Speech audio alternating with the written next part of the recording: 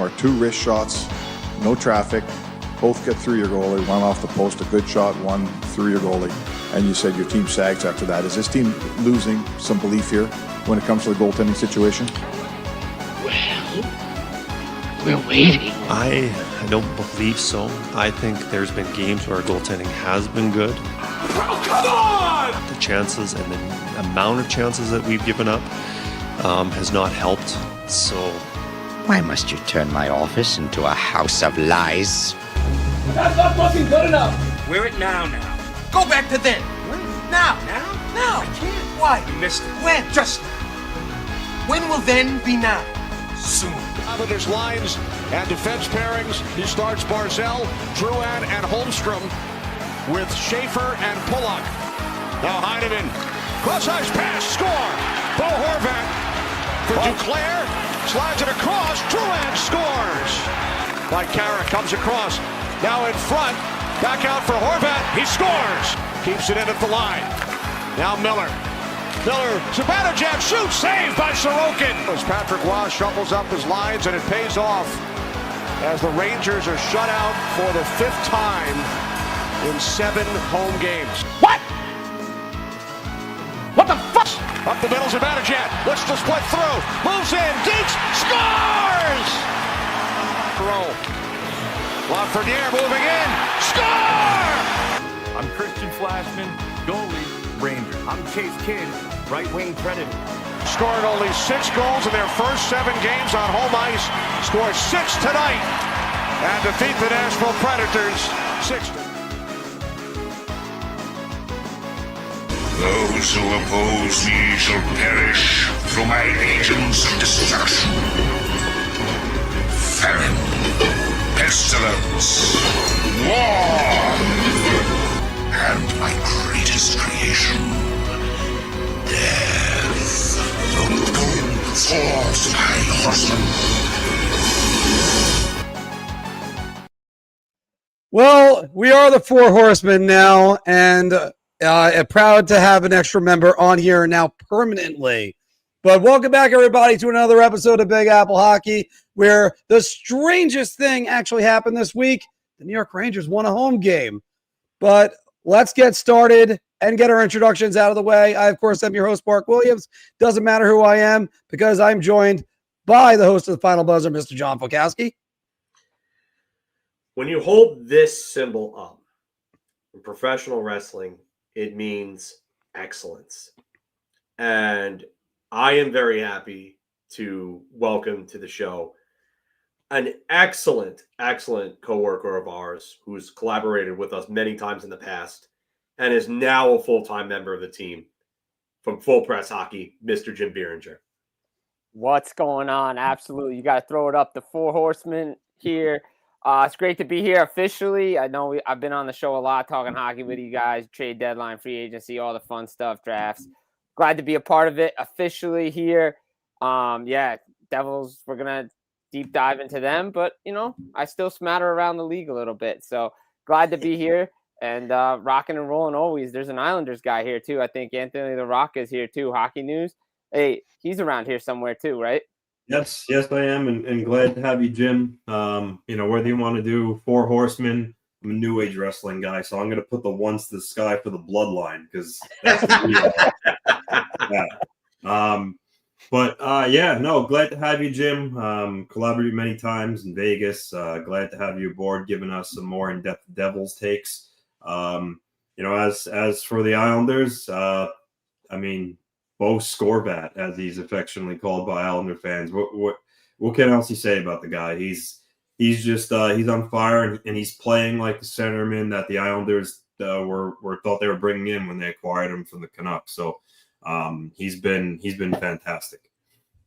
Yeah, and it's been that great with the way he's been scoring lately.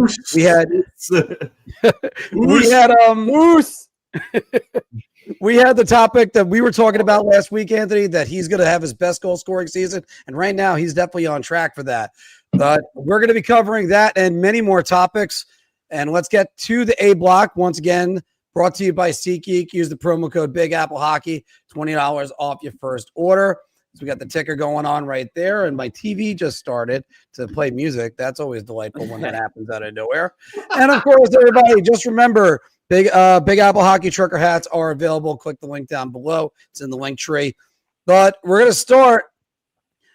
First off, Anthony, hell of a win by the Islanders at Madison Square Garden, who embarrassed the New York Rangers. And you look, last week, the Rangers defeated the Detroit Red Wings in Detroit and the Predators at MSG. They won a home game. It only took them 5 weeks.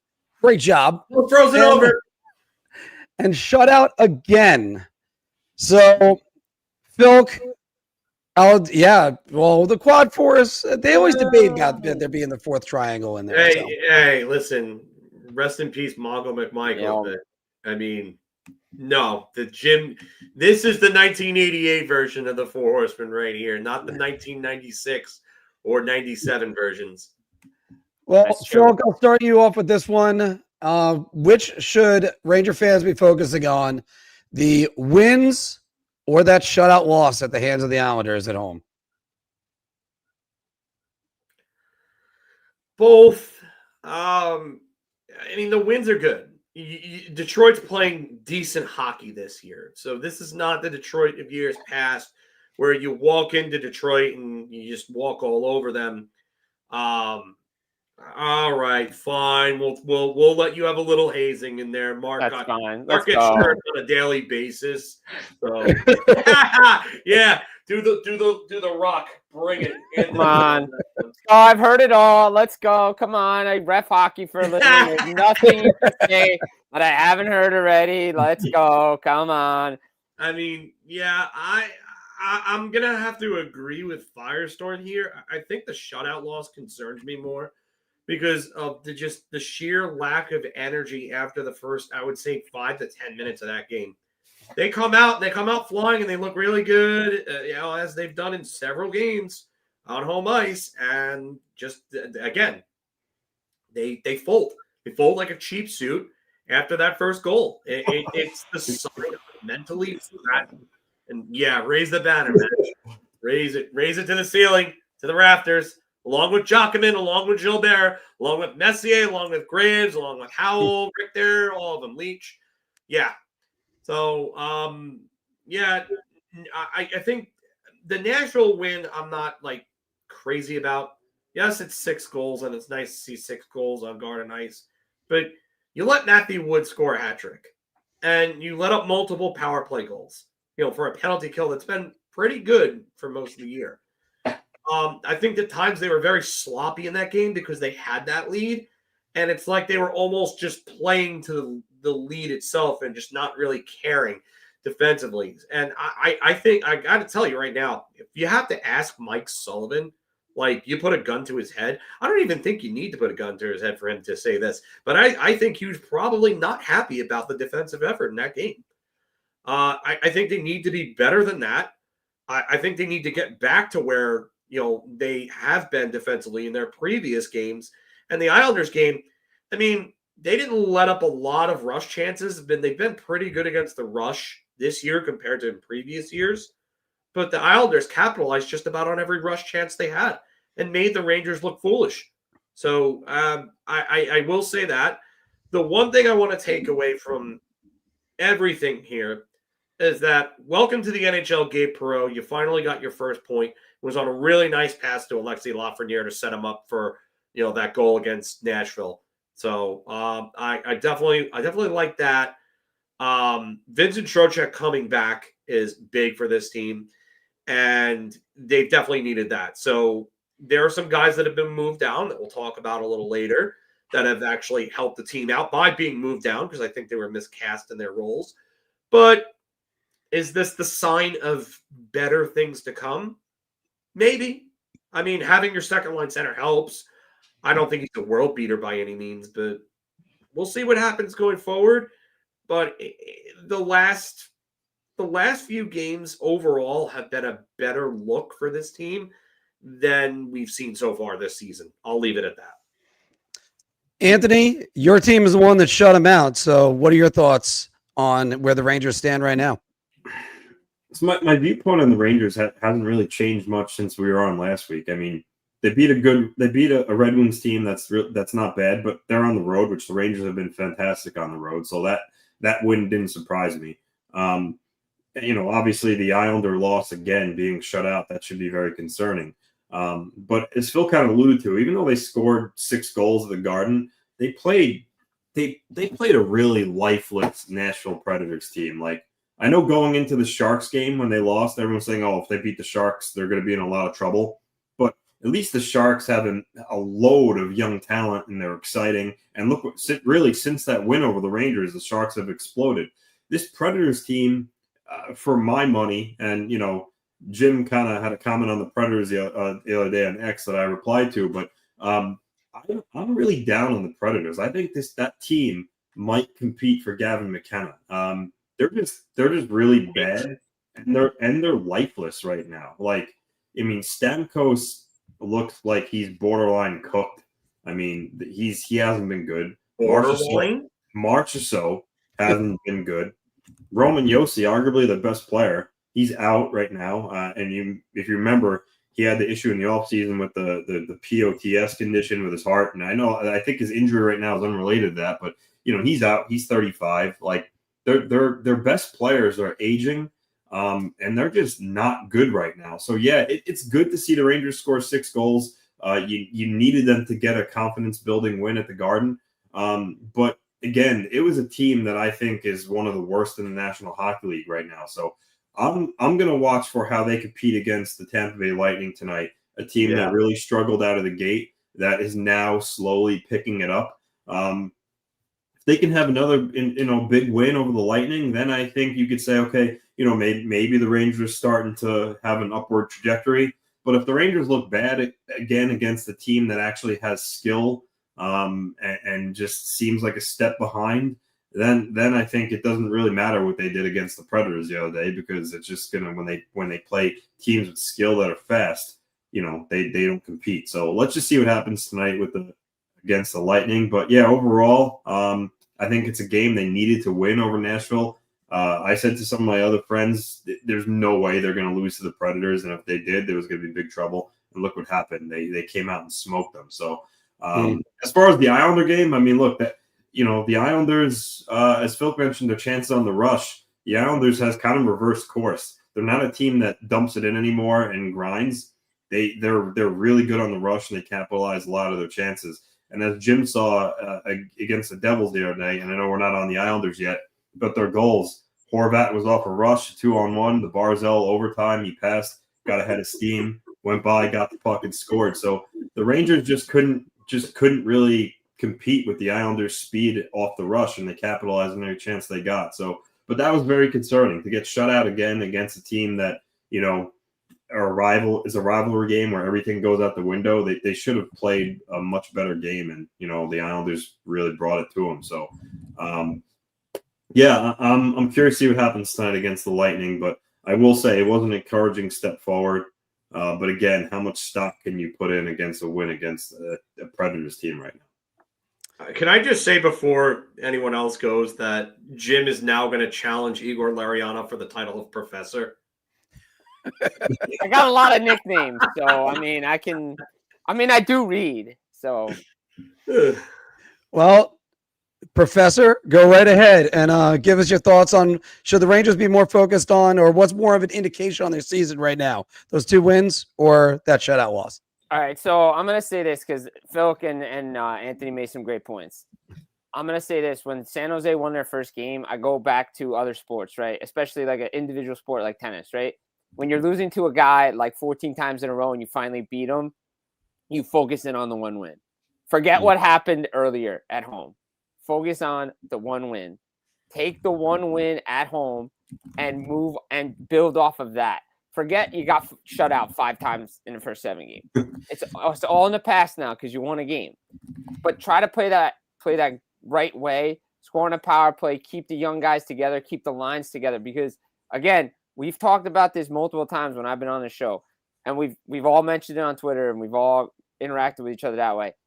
How many times you put the right guys in the right positions to succeed, the young guys? The fact Perreault was up on the top, you have your second line center in there. Now you got your lines the right way. Instead of screwing around with your lines all the time, and mixing and matching guys that don't work, now you have two capable top six forward lines and one that was really dominant in the President's Trophy year with Panarin, Trocheck, and Lafreniere. And Lafreniere had his best game this season as a Ranger, and it was really evident against Nashville. And Anthony's right. Nashville is a bad team, but that's a team you need to beat. Like, you're the New York Rangers, that's a team you have to beat, right? That's a team you have to beat on home ice. But again, it goes back to last year, and it goes back to they have to figure out a way to compete with teams that are fast. Their bottom pair defense is too slow. They can't compete with the fast teams. The Devils, the Devils are a fast team in their division. Carolina can forecheck. Washington can forecheck. And look, I liked what I saw in things from the Rangers, especially the power play. But again, lackadaisical offense, lackadaisical defense at times. And this was my issue with Mike Sullivan coming in for the Rangers. It's the same defense I saw at the tail end in Pittsburgh, where it gave up rush chances. They couldn't protect leads. Nashville is just lifeless. And I think there's changes coming in Nashville after the Sweden trip. I think if they don't succeed and don't take a game over there, I think there's going to be massive changes coming. And I think Barry Trotz just took the wrong direction with this team. It's great to see Matthew Wood performing in Nashville. But again, Rangers did what they had to do on home ice against a bad Nashville team.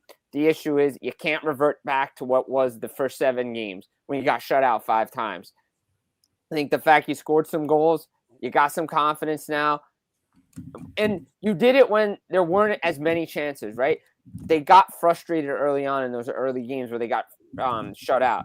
Things went off the post. Things weren't going their way. Now, when you didn't have as many chances as you did in the previous games, you were able to capitalize. And I think that's something you can take away if you're the Rangers moving forward. That's what I would focus on and not worry about what happened the first 5-7 games when you got shut out.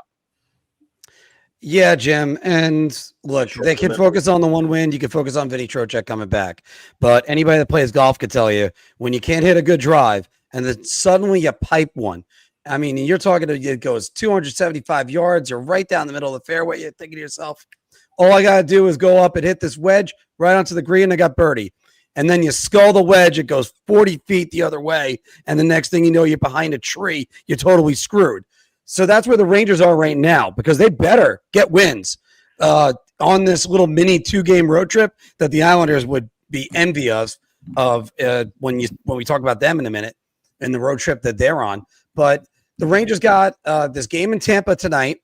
Sure, they're good on the road, but Tampa's a good team, and they are coming out of their troubles too that were early on. And then you got Columbus, who they don't want to be the last place team in that division either. So it's the Rangers better get some points like right now because the next 3 games you got Tampa, Columbus, and then back home for Detroit. Then you go out west. Good luck going out west, and that's only a 3-game trip. I missed that one, so I'll go back to it. I said, pardon Mark's Happy Gilmore golf terminology run there.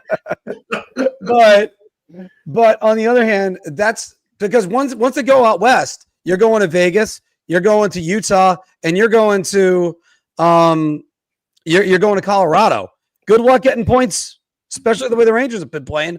So you look at the teams that have also shut them out this season. Only 2 of them have a 900+ save percentage out of all the goalies that shut them out. They're not exactly getting beaten by world beaters right now, although we will talk about Ilya Sorokin, who's turned it around in a matter of seconds. But the Rangers better get some points, and they have to do it now, circling back to that one point.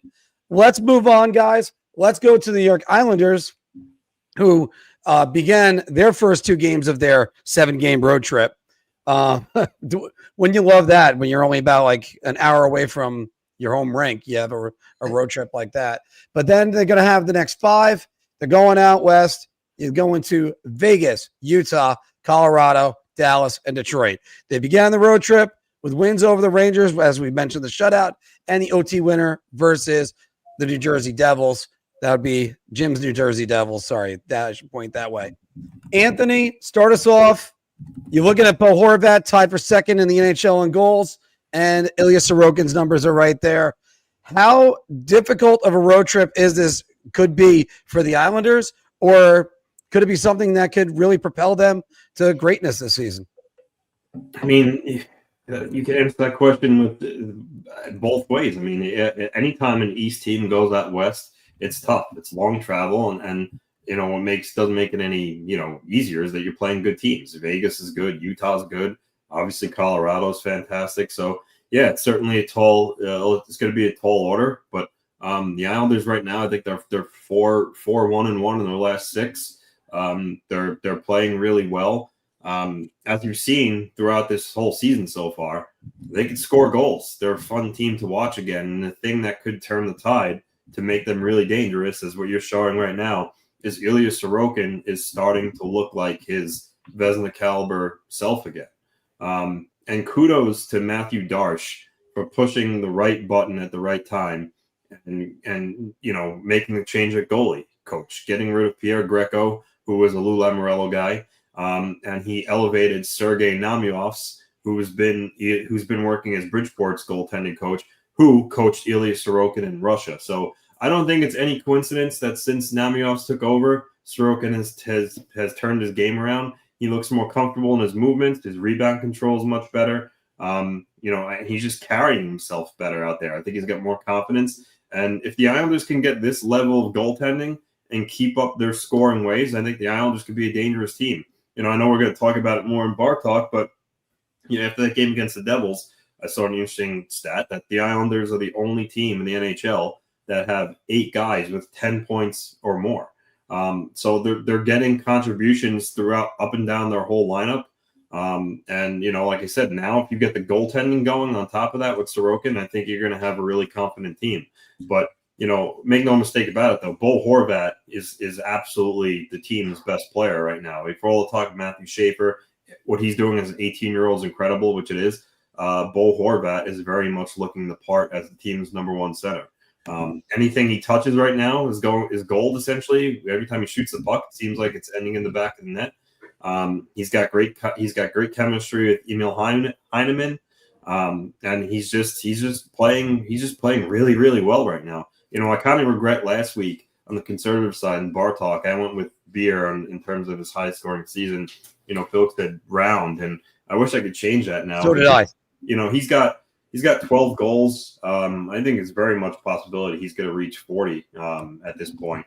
Even if he slows down a little bit, I think he's built up enough of early success here that he'll be able to manage to score what is that 28 goals, if math is correct, to reach 40 the rest of the way. So, he's been great.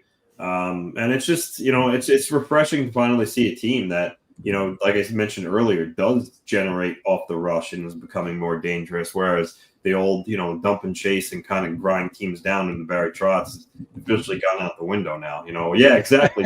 They used to be called boring, and they're certainly not boring anymore. The Devil game, which, by the way, the Devils are the fastest team I've seen so far. That was a great game, by the way. I loved watching every minute of that game. Yeah.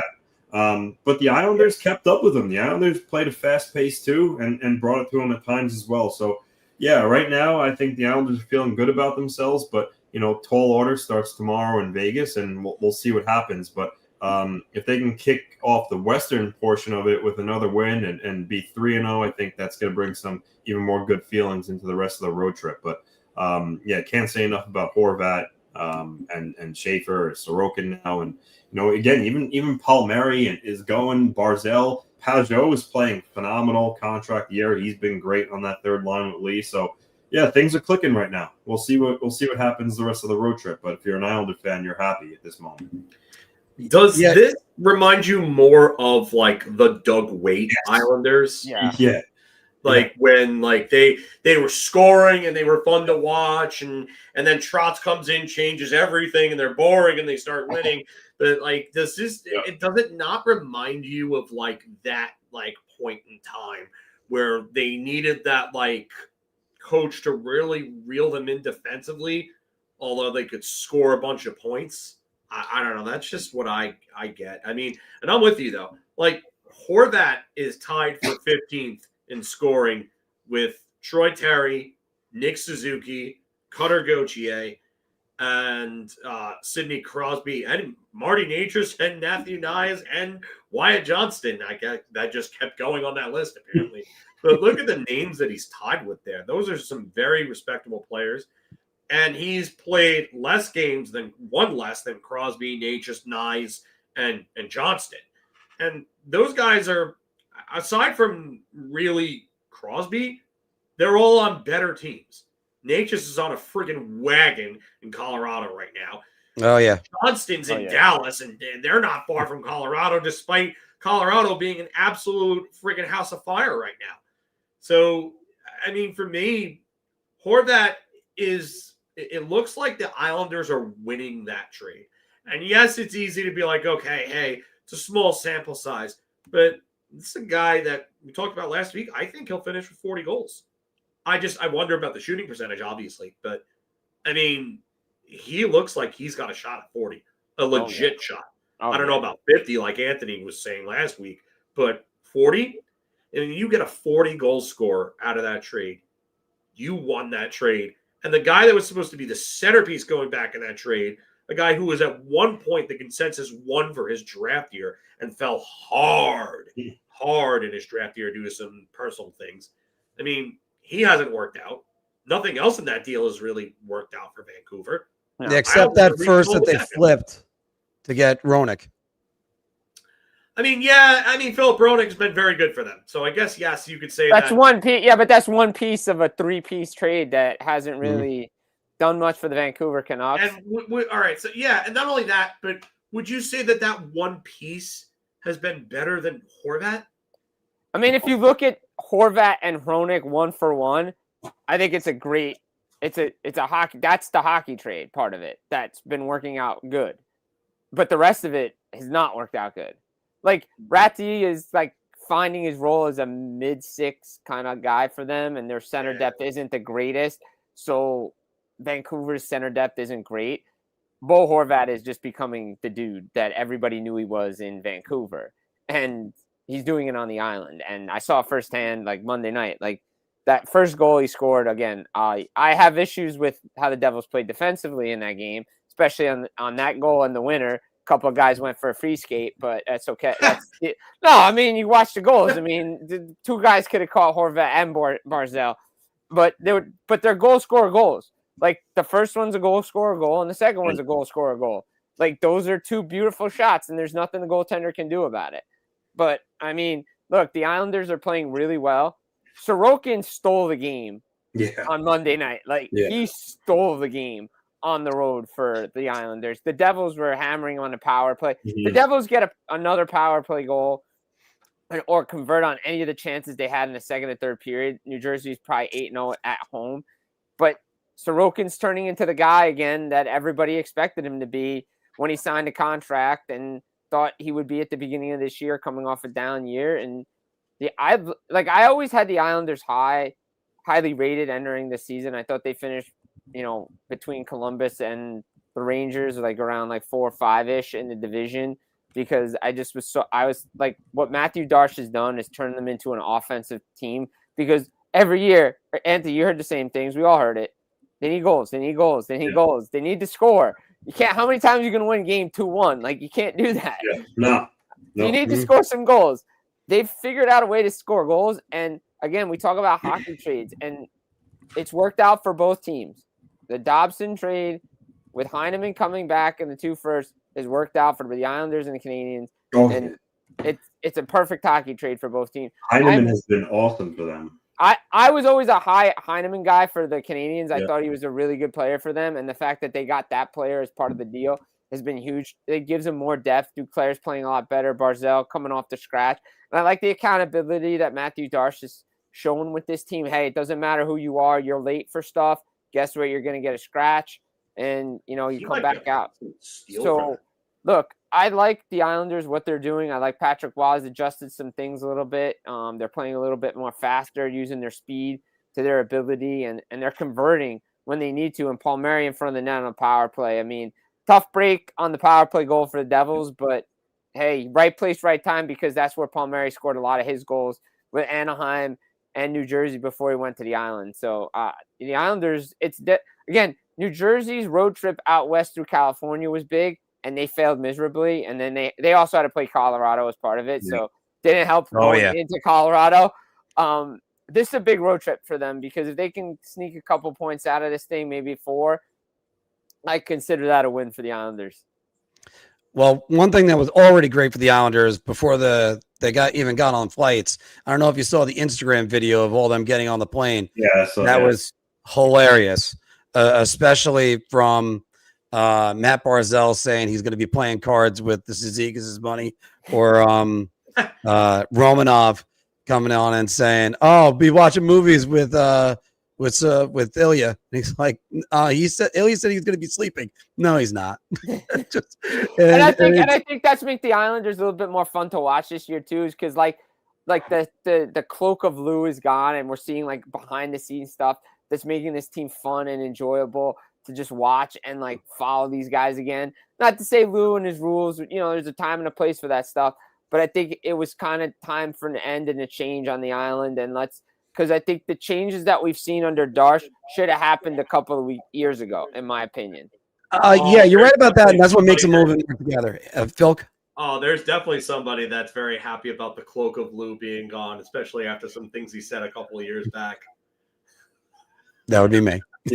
No, it's Anthony. Oh, okay, good. I mean, listen, tell it like it is. Listen.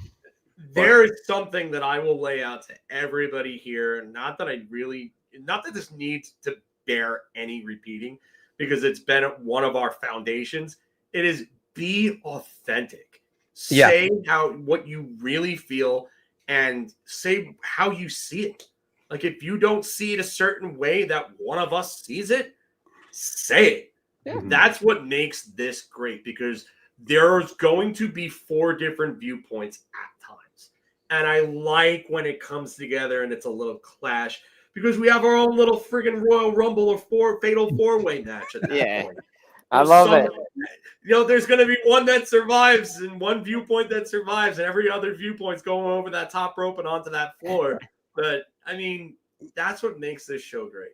Anthony always loves to see Berserk Mark going off like 2 weeks ago, talking about Boston. I mean, that's great too. I mean, we even had Firestorm talking about this before, and he made a comment that sounded like the friggin' the scene from the Anchorman movie where they all get together in the alleyway, and friggin' Ben Stiller comes on and is like, "Como están, bitches? Spanish Channel News is here," and they all get into the big fight.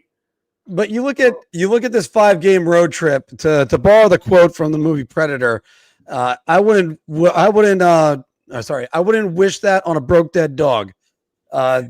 You're going Vegas to Utah to Colorado, so you got already 3 hard teams. Then you have to travel down to Dallas. That's not a short flight either. And then go all the way up to Detroit before coming west.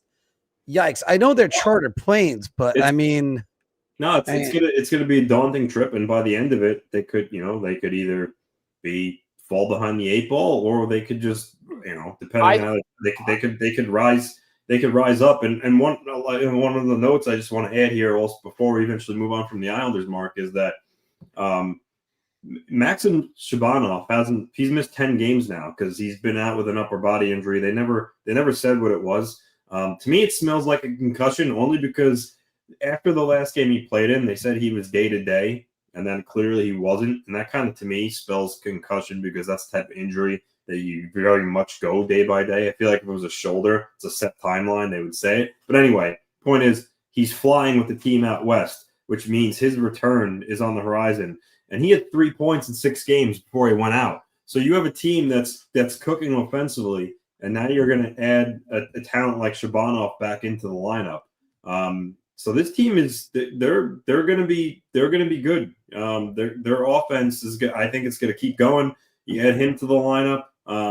He gets back in and gets more comfortable. That's going to be a big addition for them as they head out to this the rest of this 5-game road trip. So hopefully he makes his return soon. But they're certainly going to be able to score goals with the best of them. Yes, sir. Yeah, they will. And let's just see how he handles that flight too. If it is a concussion and head thing, let's just see how he handles that flight. Just because you never know with these things. Because again, Connor Brown practiced one day for New Jersey, and then hasn't even stepped on the ice since. So That's something I'm watching with New Jersey in regards to Connor Brown. He's not going to Chicago and or Washington right now. He's not playing those 2 games. So I want to see if he actually steps on the ice and practices again with this team. That smells to me also like concussion, but the Devils haven't said anything. Yeah, and also, after all, you don't put a player on a plane with a concussion if it's not healed, or at least that you know of, unless you're the New York Mets and you do that to Ryan Church. Eric Lindros saga. Exactly. Yeah. There you go with that. But let's go with the team that was 2-0-1, and their only blemish was that loss to New York Islanders on Monday night. Jim, got to ask you, are the Devils the top dog in the Metro? And not just by numbers. I know they got the most points. No, I still think it's Carolina's division to win. I think Carolina's still the cream of the crop of that division. Look, New Jersey's, there's still a lot of deficiencies in the defense right now. And Brett Pesce, Dougie Hamilton's out. Simone Nemec has stepped up and played really well. But again, you're looking at injuries, no Jonathan Kovacevic. They've allowed teams to spend lots of time in their zone, moving the puck, cycling. This happened before they went on the Colorado trip, before they went out west. That first game against Colorado, at one point it felt like Colorado was in their zone for like 7 minutes with McCarr, McKinnon, Natchez, just moving the puck around. And you can beat this team because the Islanders and Carolina, to me, put the playbook out on this team in the 23 playoffs. You slow the game down. You force them to make plays. You force them to make bad decisions in the neutral zone. And they turn the puck over, and the puck's going the other way, and now they rely on their goaltender to make the save. You saw that in the Islander game. That's a little bit concerning that they're just still too stubborn to change their game and just be patient. Because early on, they were playing a patient game, letting the game come to them, and now you're saying to yourself, okay, why aren't we doing this? The Islanders took ice away. We weren't able to get through. Why are we making spin around backhand passes in the neutral zone? 43, I'm looking at you. Everybody saw it. Like, it's thank you, by the way. There it is. Like, the $9 million man. Like, I'm not gonna say it. Like, I think he was overpaid. I don't think the contract was really good. I don't think he deserved $9 million. But again, because he still makes individual mistakes that he still thinks he's playing college hockey, and that's a college hockey play, in my opinion. And now you put your team behind the 8 ball, and you look at it and you say to yourself, okay, we can't have those mistakes. Sheldon Keefe came out a couple weeks ago on that road trip. Hey, some individuals need to learn how to play a certain way to help us be successful.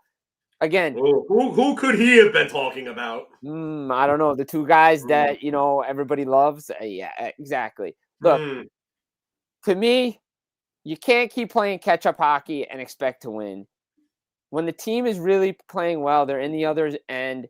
They're relentless on the forecheck. They're playing deep. They're moving the puck. To me, it reminded me a lot of the Rangers when the Rangers were just relying on their power play and penalty kill to win them games. The Devils can't do that. They have good goaltending, but they have 35-year-old goaltending. They don't have a young Ilya Sorokin in between the pipes. Like, if they had a young guy doing that, I'd be like, all right, well, that's one thing. You have 2 35-year-old goaltenders that were extended. You can't do that. You have to protect them. When the Devils are at their best, they protect their goaltender. That, to me, that's why Carolina, despite their issues between the pipes, even though they're playing really well, to me, they're getting red hot. Svechnikov's off the slide. Ehlers is fine in the back of the net. That team, to me, is still the top team in that division. Yeah, Anthony, jump on in because the Islanders beat them Monday. What did you see from them? I said earlier, out of all the teams that the Islanders have played so far, I thought the Devils by far are the fastest, that played with the most pace, and the most skill. I was really impressed with the way they played. Defensively, I thought they had deficiencies, as also Jim alluded to. Granted, they're missing some guys right now, led by Pesce, but in terms of his being a really sound defensive defenseman, they feel that loss. But yeah, I think there's no question that they could skate with any team in the league. They're really skilled. Jack Hughes and Jesper Bratt look dangerous every time they touch the puck. And if it wasn't for Sorokin, that game could have realistically been over in the first period. but Sorokin shut the door and made the right saves at the right time. So, but for me, honestly, I know Jim, he says the Hurricanes over his Devils, which, I like. That shows that there's no bias there. He tells it like it is. I'm actually going to say the opposite. I'm more impressed with the Devils than the Hurricanes. I just think the Hurricanes, don't get me wrong, they're a really good team, and they're going to be there at the end of the day. They're going to be in the playoffs, but something with that team is just missing for me. And again, I'm not just going by one game, but I mean the Capitals convincingly beat them 4-1 last night, and the Capitals are really struggling. For me, it's just the Islanders struggle against the Hurricanes. They're a matchup nightmare, but when I watch the Hurricanes against some other teams, they don't look as good. So I don't know. I think the Devils are the more skilled team, and I think they could very much win the division. Again, I mean, I still think the Hurricanes will be 2, but for my money, I think the Devils are the top team in the division. And the real question mark is which team is going to step up and take third? Is it going to be Pittsburgh? Is it going to be the Islanders? Is it going to be the Rangers? Even the Flyers right now, like it's every team in the East right now is in it, fellas. Let's just face it at this point. So it's just which team is going to take that third spot, and I think that's the biggest question. And not to get teased, we'll talk about it in Bar Talk Penguins, but spoiler, I don't think it's going to be the Penguins. That's just my personal. Spoiler on this one, Anthony. I don't think it's a team that's shut out 5 times in their own building either. Yeah, so, I don't think so. Look, I think to me the 2 teams that compete for the top is Carolina and New Jersey, and those are great points. I just think in the end, Carolina just knows how to beat New Jersey in the matchups, and you saw it first game. Like, if New Jersey can figure out a way to win in that building, I think they can win the division. But there's still some things, even when they have a healthy lineup, that I'm concerned about. Again, Stefan Nason had a career season last year. He's off to a slow start coming off an injury. Like, is Kovacevic going to be 100% when he comes back supposedly in January, or do they wait till even after the Olympic break to bring him back? Like, there's still some things, and they're still missing a top 6 scorer to go on that top line. I mean, let's see what Gritsuk does over 82 games. I've really been impressed with him, but Carolina can figure it out, and they know how to do it. Again, I think New Jersey, to me, the expectations are there, but until they can figure out a way to beat Carolina, I'm not putting them ahead of them yet. Yeah, and then health is always the issue, too, with the Devils. And when's Dougie Hamilton going to have his yearly injury? He's out right now. There you go. He's out right now. Yeah, I mean, it's fair, but I'm actually going to go with the Devils over Carolina here. And when I really look at it, I look at strength of schedule and the amount of better opponents that the Devils have beat, the teams that are above 500, the teams that are near like the top of the league. Sure, they lost to Carolina, like Jim said, but they've beaten teams like Toronto. They've beaten Colorado. They've gotten a win against Colorado, and they're probably the best team in the league. Is Toronto really a badge of honor anymore? I mean, they're still a good team. They beat Montreal. They beat a Pittsburgh team that's playing well. Again, we'll talk more about them later. They beat a San Jose team that has actually played very well recently, and with a guy like Macklin Celebrini, who's right near the top of the NHL in scoring.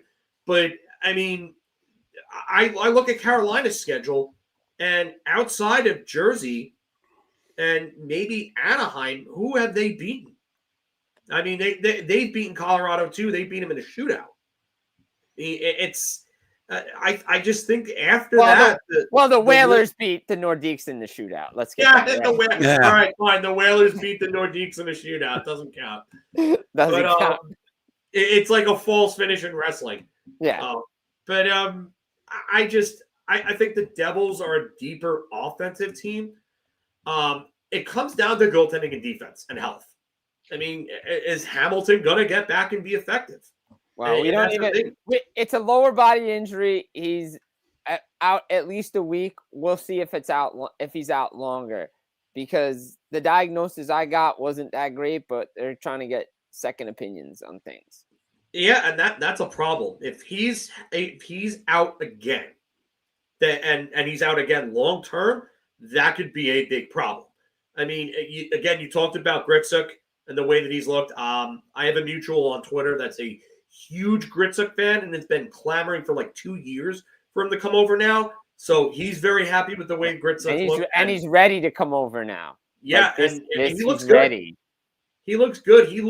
I think Gritsuk could be the next addition to their top 6 sooner than later. Well, he's playing in the top 6 tonight, FYI. Yeah, I mean, I'm talking like full-time stay there. Well, I hope he stays there. Let's be honest. I hope he stays there. Out of necessity, they changed lines the other night, but I hope he kind of stays there going forward.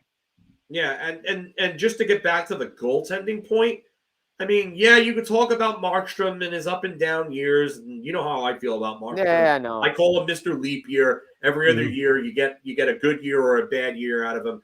But Carolina's goaltending has been their Achilles heel for years, and it's not great.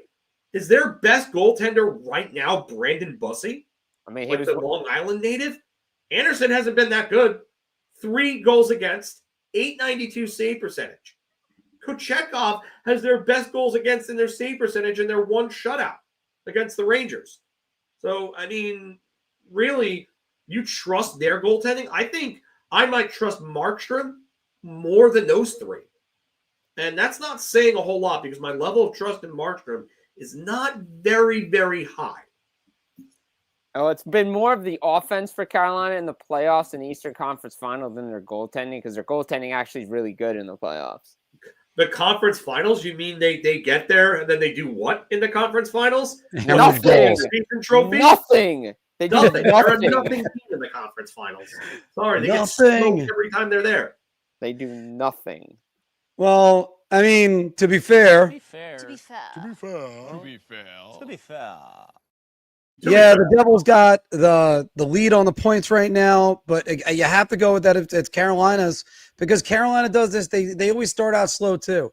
They always kind of feel around everything, and then they just crank it up like around January and stuff like that.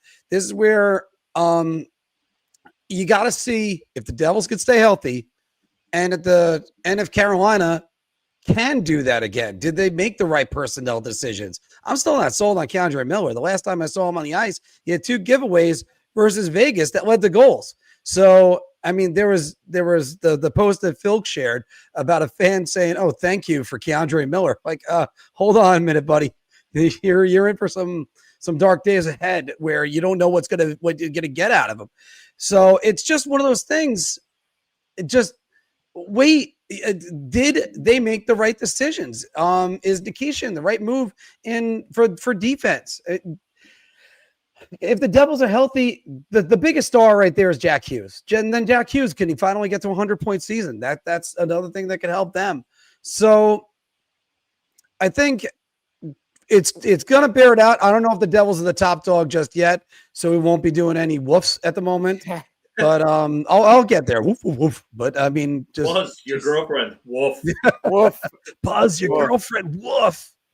But I mean, right now everything's looking good. But it's also, can Sheldon Keefe actually finish the job? Remember, they started out hot last year. I mean, how many injuries did they have last year? A ton.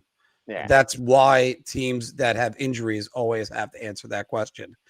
We're going to have more questions that we're going to be asking as we go around the NHL in our NHL Bar Talk. Shot. This is the easiest I've ever had to answer. I'm going to say beer. I can't even begin to describe. I'm actually going to go crazy. I'm going to buy everybody around on this one. Anthony, you're going to have to give me another soundbite like that so that way I could use it all over again. Yeah. But welcome back, everybody, to Big Apple Hockey's Bar Talk, where we're gauging our confidence on NHL topics based on our choice of drink. You're so confident that you buy it around. So sell a beer. Or, oh, God, I need a shot. Play along down in the comments below. All right. And let's start once again. I missed some of the comments. I'll go back to them in a minute, guys. No, he goes, why did I come to the stream to hear more barking? Woof. All right.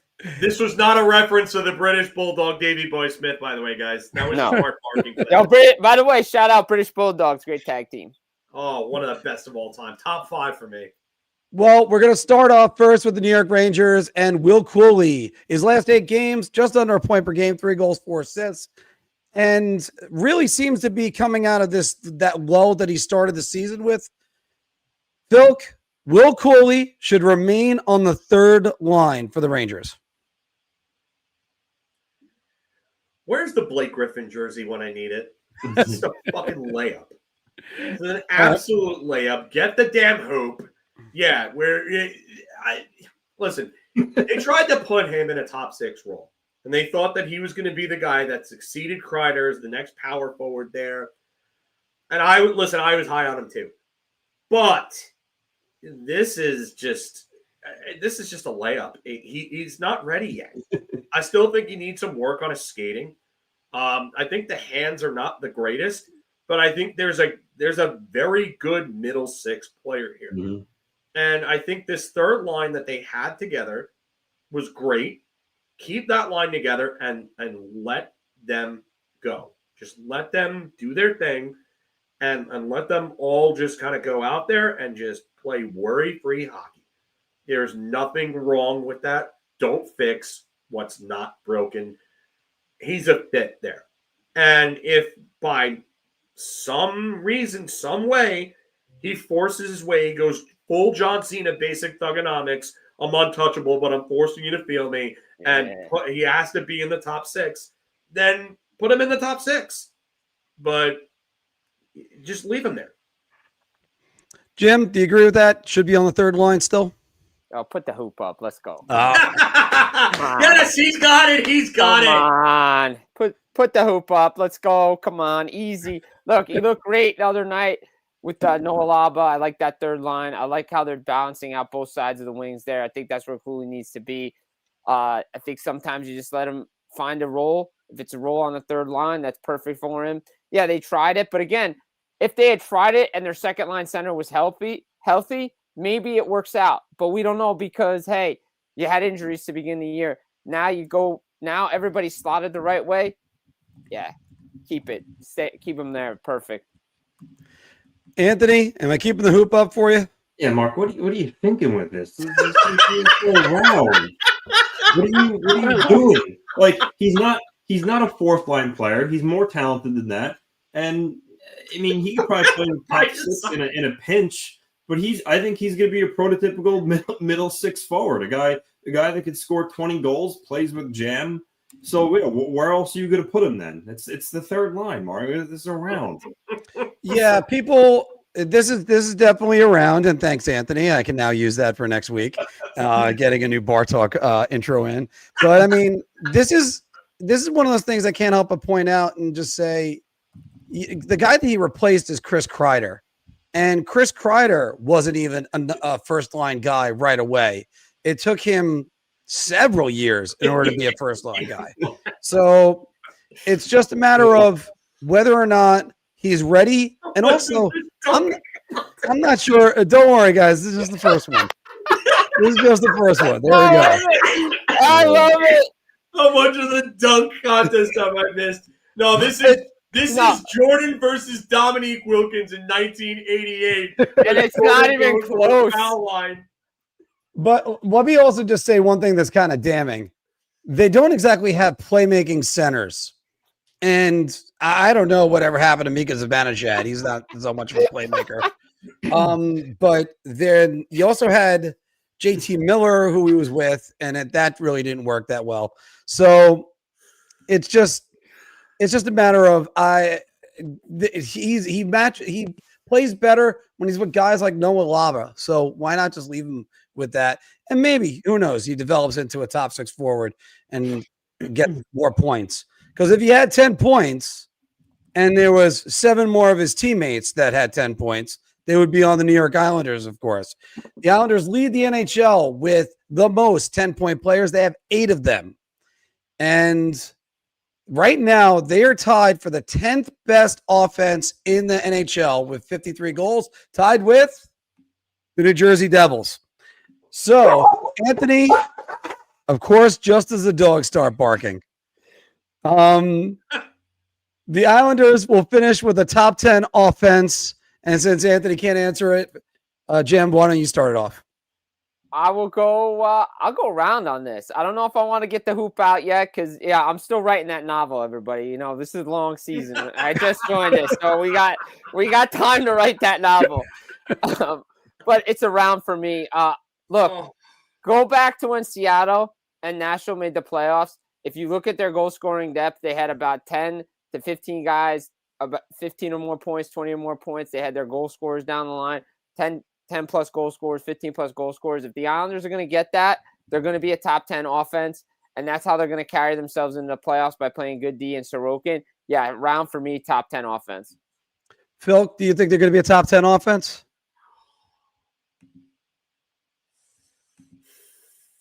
This is a tough one for me. I like Horvat. Barzal is about where you would expect him to be. Does Palmieri stay close to a point per game? I don't know. Drouin has been a nice surprise for them. Anders Lee, after a hot start, is starting to cool off a little bit. And JG Pageau is putting up more points than expected. I look at the shooting percentages, though, and some of them are a little high for what they are. I mean, Pageau shooting at 27.8% right now. That's going to regress. Heineman, who has been really good for them so far, 16.7. That'll regress. Simon Holmstrom has 4 goals in 16 games, but he's shooting at 23.5%. That's extremely high. Obviously, some of those percentages are going to go down. I don't know if there's enough there offensively. I don't know if Heineman is the real deal. Like, is he a 20-goal scorer going forward? I'm going to have to say Beer. I just think that there's too many wild card, unknown elements that could change as the season goes on. There's potential, and I wouldn't be shocked if they're in the top 15 of the league.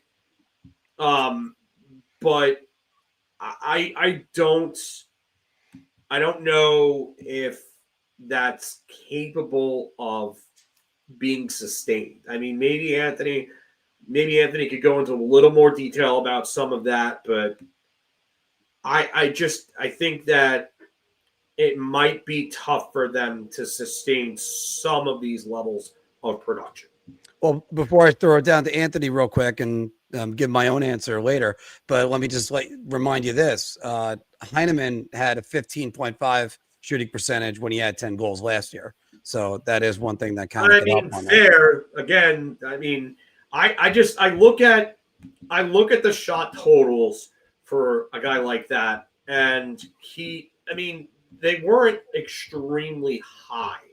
And that's the problem, is when you're not a volume shooter and you're converting at a high clip. I mean, 64 shots on goal last year, and he scored 10 times for 15.6. I mean, he's already at over half of that in 20% of the games. Mm-hmm. Actually, even more than 25% of the games practically at this point. So is that going to continue? I don't know. Maybe he has taken the next step in his development, and that's where he is. But I just think it's tough to really count on that, if you will. Anthony, the Islanders going to be a top 10 offense. I think it's a Beer. I think they could be in the top 10, or they could be in that 12, 13 area. But I think for me, the constant is Bart. You know what you're going to get from Barzal, Horvat. I think those guys are going to produce at a good clip. As long as, and then thing is, if Heineman stays on that top line, which it looks like he is, he's probably going to score a decent amount of goals. Jonathan Drouin has 11 points in 15 games, so he very well might. And which we talked about this a couple weeks ago, the whole Palmieri, Drouin, Lee will hit like 50 points. Right now, they're all on track to do it. I think as long as they still play in those top 6 roles and specifics to Drouin, Heineman, Palmieri, I think they'll do it. For me, the key is the third line. Does Lee, Pageau, Holmstrom, do they keep up their offensive production? Because they're all around the same, 10, 11 points. If they do, then yeah, I think they very well may finish in the top 10. But if that line falls off a little bit and stops producing at the level for a decent spell, then I think maybe not. But right now, with the top 9 all producing, they certainly are on track to do it. Again, it's just a matter of does that third line continue to carry their load of it, and then also again when Shabanov comes back, where does he fall in that? For the first 3 points in 6 games, if he stays healthy and plays at that pace, he might be like a 45 to 50 point guy too. So we'll see. This is why that's our Islanders guy right there. Yeah, as mentioned earlier, I think this is the most talented offensive group they've had since Doug Waite when they played that high octane stuff. Yeah, I hate to also kind of have this cop-out line yet again, guys, but I got to go beer on this one as well. It's not that right now the offense, everything looks great, but I got to go back to health. Barzell, is he going to be healthy? Drouin, is he going to be healthy? What's it going to be like for Matthew Schaefer? Is he going to hit the rookie wall at some point? There's going to be a ton of those questions. And when you have a top 10 offense, usually you have that figured out already. The Islanders right now are playing a little bit more on everything's on the upside. However, I like what you see out of them. Can they be freewheeling? I mean, and not free willy, obviously. Free Willy, baby. Free Willy. But, I mean, God, Mark. Can they keep this up? I mean, Phil, you brought up before, it reminds you of the Doug Waite days. I don't know if you saw the kind of look I gave. I shot the camera a little bit of a look of, you want the Doug Waite days? Yeah, you scored some points. After all, the Islanders had 2 80-point scorers in the last year Doug Waite was there. We have a new title of a video for you, Mark. From Justin Huberto to Free Willy, the best of Mark Williams. That's it. Should be well, I did get out a little bit of that right there. So, but let's continue on with the team that right now is in playoff position in the Metro. They start off hot, the Pittsburgh Penguins, 4-4-3 in their last 10. Ugh. Can they actually? Sorry, let me save for the soundbite for the editing purposes. Jim, the Pittsburgh Penguins could sustain the hot start. I am going. We go shot here. I don't see it. To be honest, just because you look at it right and you say, okay, Crosby's playing well, Malkin's having a resurgence. Look, I never thought I'd see Evgeny Malkin back check 3-on-3. He came off the bench, just skated down and stole a puck from Jesper Bratt in the 3-on-3 against the Devils Penguins. I'm like, holy crap, is that Malkin back checking right there? But he's playing well. Ben Kindle's really stepped up as a rookie this year. They come in the 11th overall pick this year. What a pick by Kyle Dubas. Their goaltending's playing well. Arthur Sivas and Tristan Jarry's turned it back. But their injuries are starting to pile up.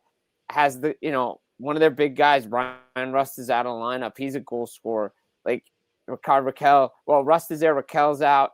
They're kind of just hitting this wall to me right now where, yeah, great start. Kind of cool off the trade talk, but teams behind them are playing a lot better. Columbus is, only a point away, a couple points away. Islanders are right there. Philly, Washington. Like, I'm just not sold on Pittsburgh Penguins sustaining this throughout the rest of the regular season. Yeah, Phil, what do you think? Can Pittsburgh actually keep this up? Beer, just because I mean Crosby's not going anywhere. No. You know he's good for like 90 points. The question is, can Malkin keep this up? Can he stay healthy and can he keep this up? Is he finding the fountain of youth? Is this his one last defiant surge, if you will? Because if that's the case, I mean, he adds so much to that offense. He really does. Carlson's probably going to give you 50 points with questionable defense. But he's actually playing D this year. Yeah, I mean, and that's the thing. I mean, that quote from him about like being asked to do things that he's not good at, which it seemed like a shot at David Quinn.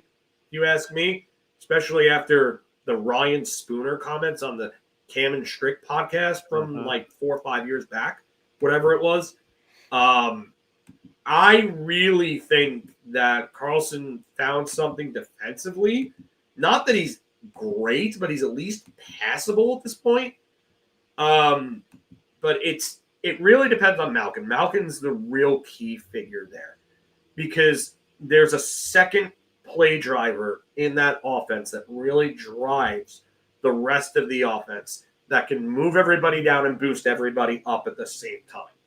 So if Malkin can sustain this, then maybe Pittsburgh has a chance because they're actually their structure now looks better than it's looked at under Sullivan for a while. Who, again, I'll say this: Sullivan got a lot out of a team with a flawed roster construction, and it wasn't his fault. A lot of that has to do with Rutherford and Dubas, with the way that they kind of messed up that team over the years.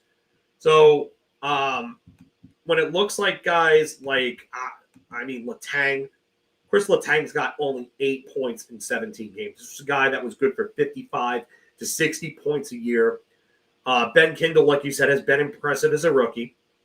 But they do need some depth. I do think the trade talk will have definitely cooled off.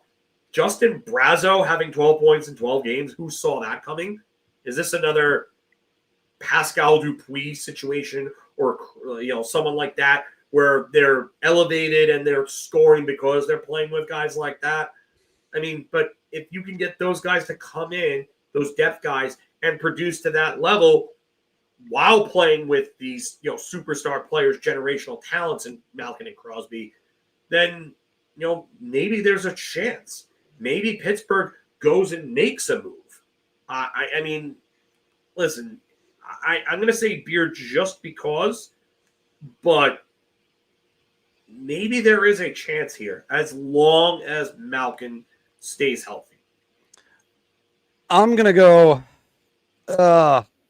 I was going to go shot the entire time, Phil, and now you kind of gave me a different reason to say beer. I'm still going to go shot. We talked about Pittsburgh's goaltending that's actually played well, including, dare I say, Tristan Jarry's actually had a good season so far. But, Sheeloff's.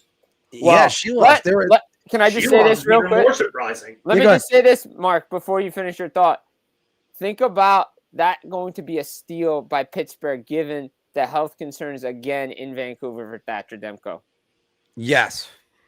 Yeah, I don't know how they decided to move on from him so quickly when Thatcher Demko has been one of the biggest glass cannons in the NHL. And now he's out 2 to 3 weeks again with a quote-unquote a minor injury. Yeah. Yeah, this isn't the Montreal Canadiens where you have a potential to have 3 different goaltenders. They shouldn't have given up on him that quickly. And Sheeloff showed what he could do back when it was in that playoff run 2 years ago, where he was basically the guy that was in net the entire time when they were in all the way to the 7th game of the second round when they lost to the Edmonton Oilers.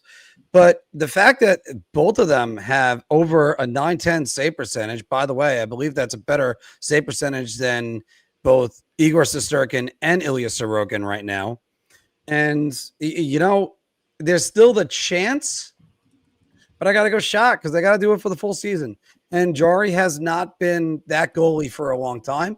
Can Sheeloffs do it in a full season?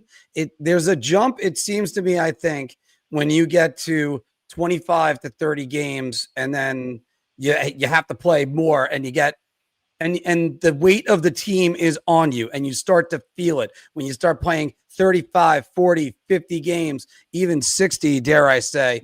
One goaltender that's kind of feeling that right now is Anthony Stolarz, who he had 2 great saves in the game against the Bruins, and still they hung a 4 spot on him. 3 goals last night. The 4th goal came. And now he's hurt. Because, again, that's another thing where you got guys that health is the best ability is availability. So then, I gotta pass on them. And there's some in the media who thought Steve Austin is a one-hit wonder. Looking at you, Edmonton. Yeah. All right. And Anthony's not back yet, but I still went shot on that one. So let's move on from there and let's look at a game that was really good last night, or at least could have been a statement game, because you had the Anaheim Ducks going up against Colorado Avalanche.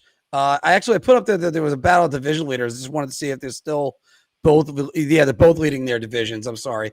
So in the battle of the two division leaders, it started out bad first shift. Chris Kreider with a bad giveaway led to Colorado's first goal. But they would be the game would tie at 1. Wedgwood would make a great save on Troy Terry, and Colorado would go on 3 goals in the third period and win the game. The Anaheim Ducks are a pretender, Filk.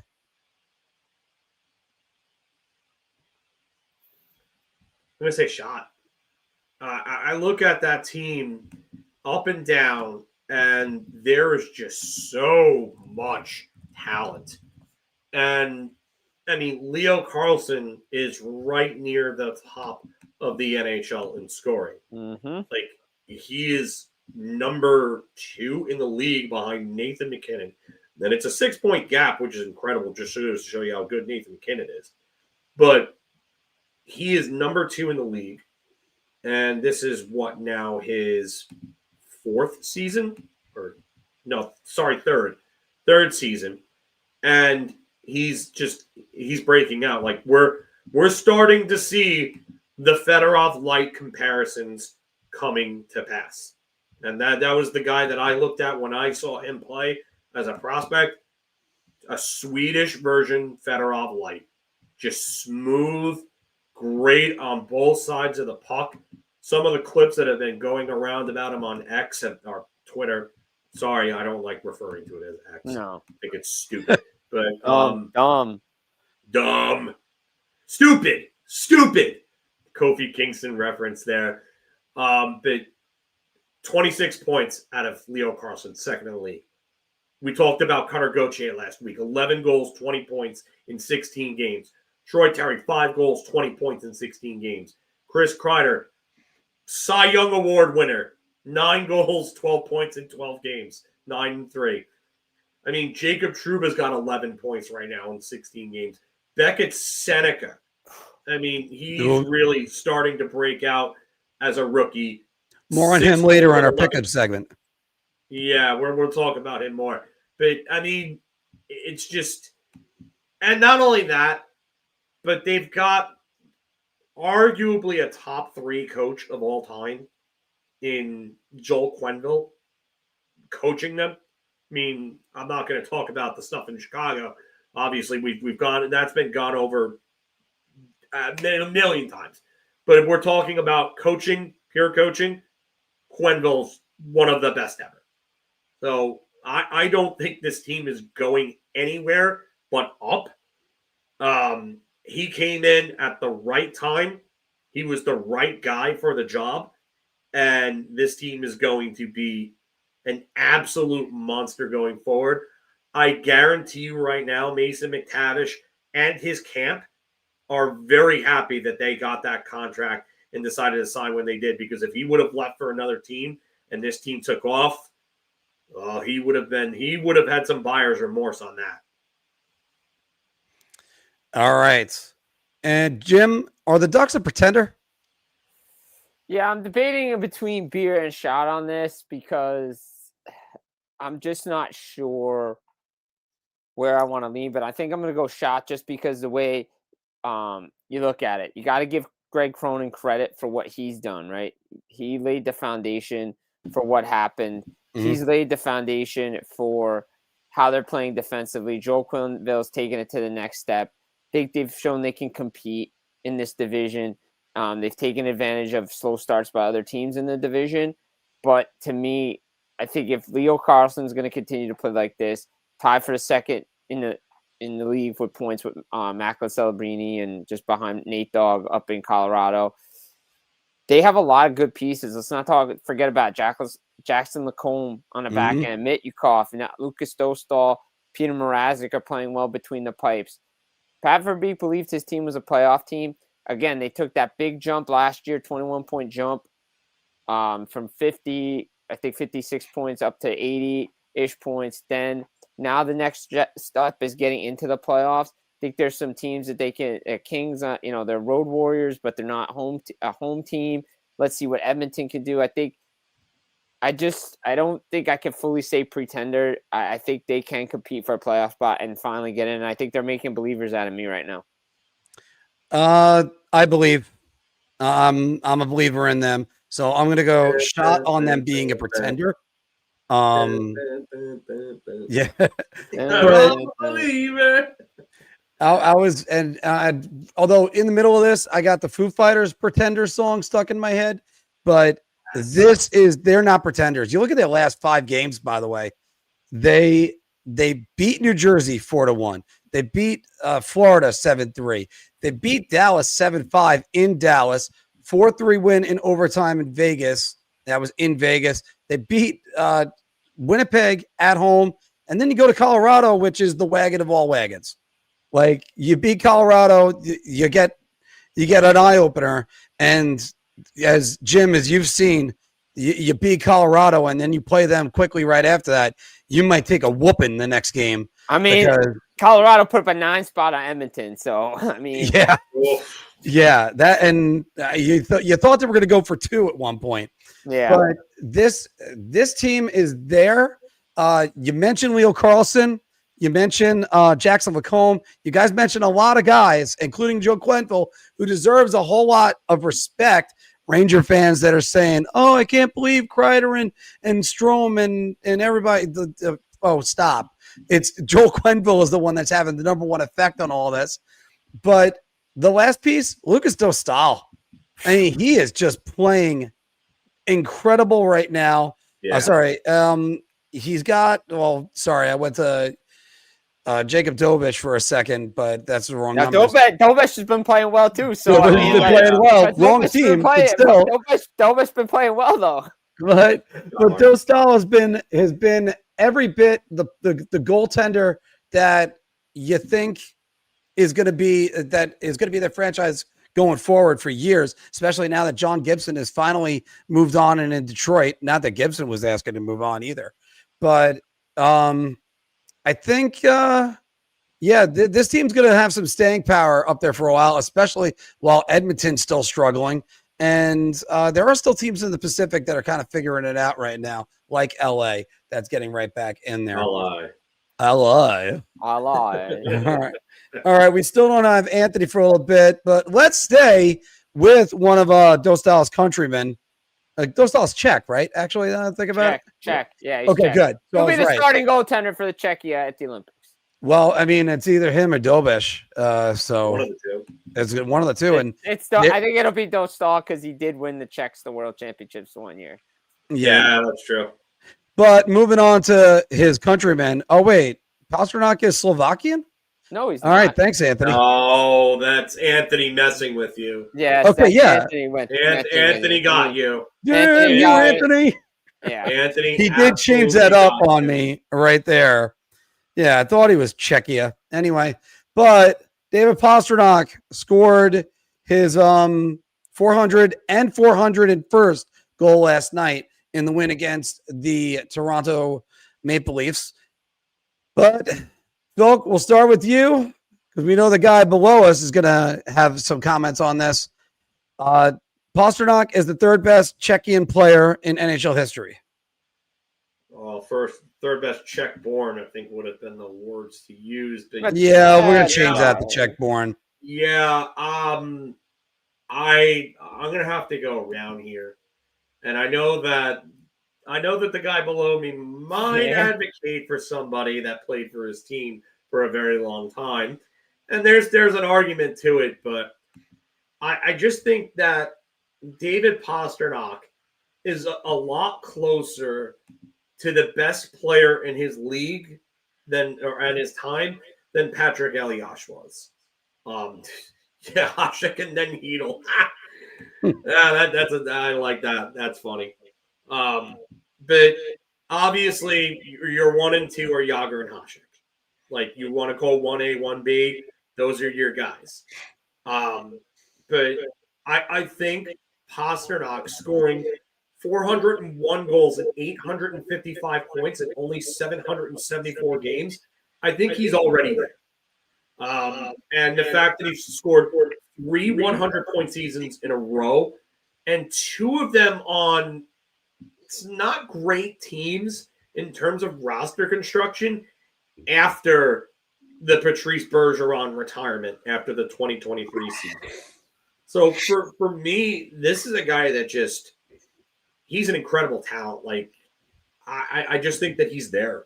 And you get a 61-goal season out of him. He's had 48 and 47 and 43. This is one of the best players in the NHL as we speak. Who wouldn't kill to have this guy in their team? And you know what's a funny thing about him? We talk about personalities, and I called Connor McDavid Connor McCardboard last week, or Captain Cardboard, whatever I called him. I think you called him Connor McCardboard. Yeah, I probably did. I think you actually called him Captain Connor McCardboard. Yeah, it's and again, anyone knows I love Connor McDavid. No, sorry, Connor, I love you, but there's no personality there. Pasternak's got one of the best personalities in the league. You see him in the Dunkin' Donuts commercial and in the Pepsi commercial. I mean, he is absolutely yes, Stastny's. Yes, you could talk about Peter Stastny and how great he was, but I that's one where geography can come into play. So, but for me, it's Pasternak's got to be number 3 as of right now, and I could put Peter Stastny at 4. I mean, he was one of the best players in the 80s. But Pastrnak is that guy, and he's that guy right now in today's game. Anthony, do you think David Pastrnak is the 3rd best Czech player of all time? Well, I mean, if you want to go by all-time Czech scoring leaders, he's 3rd behind Jágr and Patrick Elias. So, yeah, I'm gonna go. I think I'm gonna go round here. I think I like Filkowski. I love his personality. You can tell he loves to play. He has fun. He loves scoring goals. You know, he's a guy who's a great story in terms of how he came to the NHL. He wasn't like a highly regarded, can't miss prospect. You know, so yeah, for me, this is an easy round. He's been one of the best pure goal scorers in the league for a long time now. Just hit his 400th goal. So yeah, give credit due. I love Pasta. It's a round for me. All right, let's release the gym on this one. Is he the 3rd best, or is somebody else? No, it's around. He's the 3rd best Czech born player in the National Hockey League. Absolutely. No, I've watched him play. I've watched him play since his World Junior days because I love that tournament, and he was scoring goals at that tournament, and he was doing things. When the Boston Bruins selected him, I said they've got a player in him for a long, long time. And that's no disrespect to Patrick Elias, who I've watched for years, again, who almost died in 2006 coming back from the Olympics. Crazy. Like, he almost died, and that's like kind of the argument for the Hockey Hall of Fame and everything and what he did. And you can say at one point he was probably one of like top 3. But again, you look at it, I think Pastrnak, I know he doesn't have the Stanley Cups that Elias does. And Elias was a big clutch goal scorer for the Devils in the playoffs.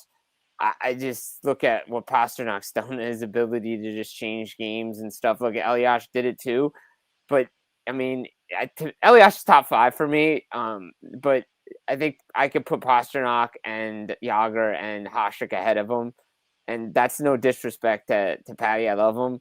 And he knows it. But, look, I think what I've seen right now from David Pastrnak, his goal scoring ability is just unbelievable. I mean, there's another guy you could throw up there too. Don't forget, there's a couple of guys, Marty Straka and Peter Nedved are there too for me. Gotta put Milan Hajduk ahead of those guys. Yeah. But there's a lot of good talent that came out of that country. And yeah, I'd put Pastrnak ahead of him. I'm not gonna pound the Elias drum too much for top 3 Czechs, but I will pound the drum for the Hockey Hall of Fame because I do believe he deserves to be in there. Well, I thought about throwing on guys like Yuri Dopita or maybe even Adam Sikora one day. But no. It's definitely this. This isn't a layup, but this is a round. This now it's a hat trick for all of us since it's all four of us that are doing this. Technically, we would have had the hat trick at 3, but this is an easy one. He's got a 60-goal season. How many players have a 60-goal season? Not many. And I think there's like 23, I think, that have done it. Yeah, and now 24. And now you have David Pastrnak as one of them. Although I'm going to go quickly around the horn, guys. I don't want a 1A or a 1B. Who is the best Czech all time? Just say the name. Filk, go. Oh, I hate you for this. Yeah. I really do. I got to go Jágr. Okay. And the reason why is I know this is a very common argument when it comes to the greatest goaltender. I talk about longevity. Jágr has probably the greatest impact for me of any Czech in the history of Czechoslovakian hockey. Like he is the guy that when you mention the name Czechia or Czech Republic, whatever, like he's the first name that comes out there. Like he is the guy. Hasek, most dominant goalie ever, 6 Vezinas and 2 Hart trophies in an 8-year span, while only 4 votes for Norris Trophy voting came in a 2-year span for Alexei Zhitnik and Daryl Shannon. That's impressive. You're never going to see that again from a goalie. But it's Jágr. And it's Jágr because he dominated with and without Mario Lemieux. And he was a force of his own, and he won, 5 scoring titles? I mean, for a while, he was the hands-down best offensive player in the NHL. Like, by far. By far. Okay. Jim, which one? Jágr or Hasek? I'm taking Dominik Hasek. I'm dying to say, yeah. Johnny, I love you. I'll definitely say Patrick Elliott. No. I'm taking Dominik Hasek, just what he did between the pipes for the Buffalo Sabres and for Czechia during that tournament in the Olympics. What he did, Stanley Cups on the world stage. Just no dominant goaltender. Again, you could debate who the best is, but I mean, what he did, 2 Hart trophies. I mean, when are we going to see a goalie win one? I mean, we just saw obviously Connor Hellebuck win the MVP, but look, the guy won 2, and he's the reason why. He's the reason why the Czech Republic won the gold medal in 1998, and he's the reason why the Buffalo Sabres got to the Stanley Cup final in 1999. I'll take Anthony. Dominik Hasek. So sorry, Jim. Anthony, No, go ahead. which one? Anthony muted. I'm gonna go Roman Hamrlik, first overall pick, 1,400 games, solid defenseman, over about 600 points, both the Islanders and the Rangers. 66-point season in 1996. Yeah, I mean, first You know overall, something? Actually, Roman Hamrlik had a great career. He did have a great career. Stop asking me these silly questions and just come on. It's ridiculous. All right. And I'm gonna go Jágr. It has to be Jágr to me. He was so dominant for so long, and when you say that scoring titles for nearly 20 years were won by guys named Gretzky, Lemieux, and Jágr, when you're in that company, you deserve to be mentioned with the greats of all time. That's even with how great Patrick Waugh, but Dominik Hasek has been. I'm still thinking about Hasek being one of the 4 best goalies of all time, in my opinion. But let's go to the Central Division, guys. Then now you're kind of starting to see the Central Division sort of even out as it was last year. Colorado, 27 points, Dallas, 23, and Winnipeg, 20. On the outside looking in right now. Are you Elliot Friedman with poor abbreviations? Winnipeg's abbreviation is WPG, not WIF. Actually, you know what, Anthony? Yes, I am like Elliot Friedman in this. Oh, man. You know what? It is WPG. But, I forgot all about that because Phil actually corrected my Nashville one that I had on there. Yeah, Nash. I missed that win one. Yeah. All right. But you're looking at the point totals right over here, guys. Nashville. Oh, sorry, not Nashville. Minnesota Wild is the surprise of the Central Division. Go ahead, Mr. LaRocco. Well, I mean, I guess you could either say them or maybe Utah, possibly, because I don't think anybody else. If you look at the standings, nothing else is a surprise. Colorado, Dallas, Winnipeg, top three. There's one team that's there's surprised me. definitely one team. But I'll go beer on this. I mean, I never had the Wild as a top 3 team in that division. Solid team, bubble team, have one of the best players in the league with Kirill Kaprizov. Boldy's excellent, but yeah, do I think they would be a little better at this point? Yes, but I don't know. I can't say they're the biggest surprise, so I'll say beer. Jim, you're gonna beat me to it. Mm-hmm. Who's your surprise? Yeah, this is shot, and the biggest surprise is Chicago Blackhawks right now, sitting in a playoff position. Sitting in a playoff position, wild card 1. I would never suspected. When the schedule came out in July that the New Jersey Devils and Chicago Blackhawks on national television in the second week of November would be a marquee game to watch. It is a marquee game, even though it's going to start at 10 o'clock at night on the East Coast, which makes no sense. Real side rant. ESPN does it all the time with college football. We can do it with the National Hockey League. You can play 2 games at the same time on national television. We can do it. We can figure out a way to do it because the kids need to watch this game with all the star power in this game. We can figure out a way to play 2 national games at the same time. But it's Chicago Blackhawks for me is the biggest surprise because I didn't think Spencer Knight was going to be this good this season. Elliot Williams. Elliot, I like it. I didn't think Spencer Knight was going to be this good coming off this contract, but he's really good. I saw Chicago firsthand when I was down in Florida. They probably could have beat the Panthers night 1. He's turning into the guy everybody expected him to be. The way Bedard's came up in the 3rd year, Frankie Najar, Tyler Bertuzzi, and Jeff Blashill has put this team together, and they're playing the right way under him. I think Chicago, to me, is probably the biggest surprise in the Central Division because, to me, Utah, I had them as a playoff team this year, so I'm not kind of surprised where they are. Although their last 10 has not been very good. No, they have not been that good. No. And they did the same thing last year. So watch out for that. Filk? Yeah, I'm gonna have to go shot just because it is Chicago. Minnesota is very much surprising to me that they're not in a playoff spot right now. They're not far away technically, but just the fact that they're not in a spot, that's really what surprises me. And they're only 1 point out of it, but they're a team that's really kind of and I expected more from them. I do like the roster and what it's doing. Kaprizov, he's putting up the points. Is he worth the AAV?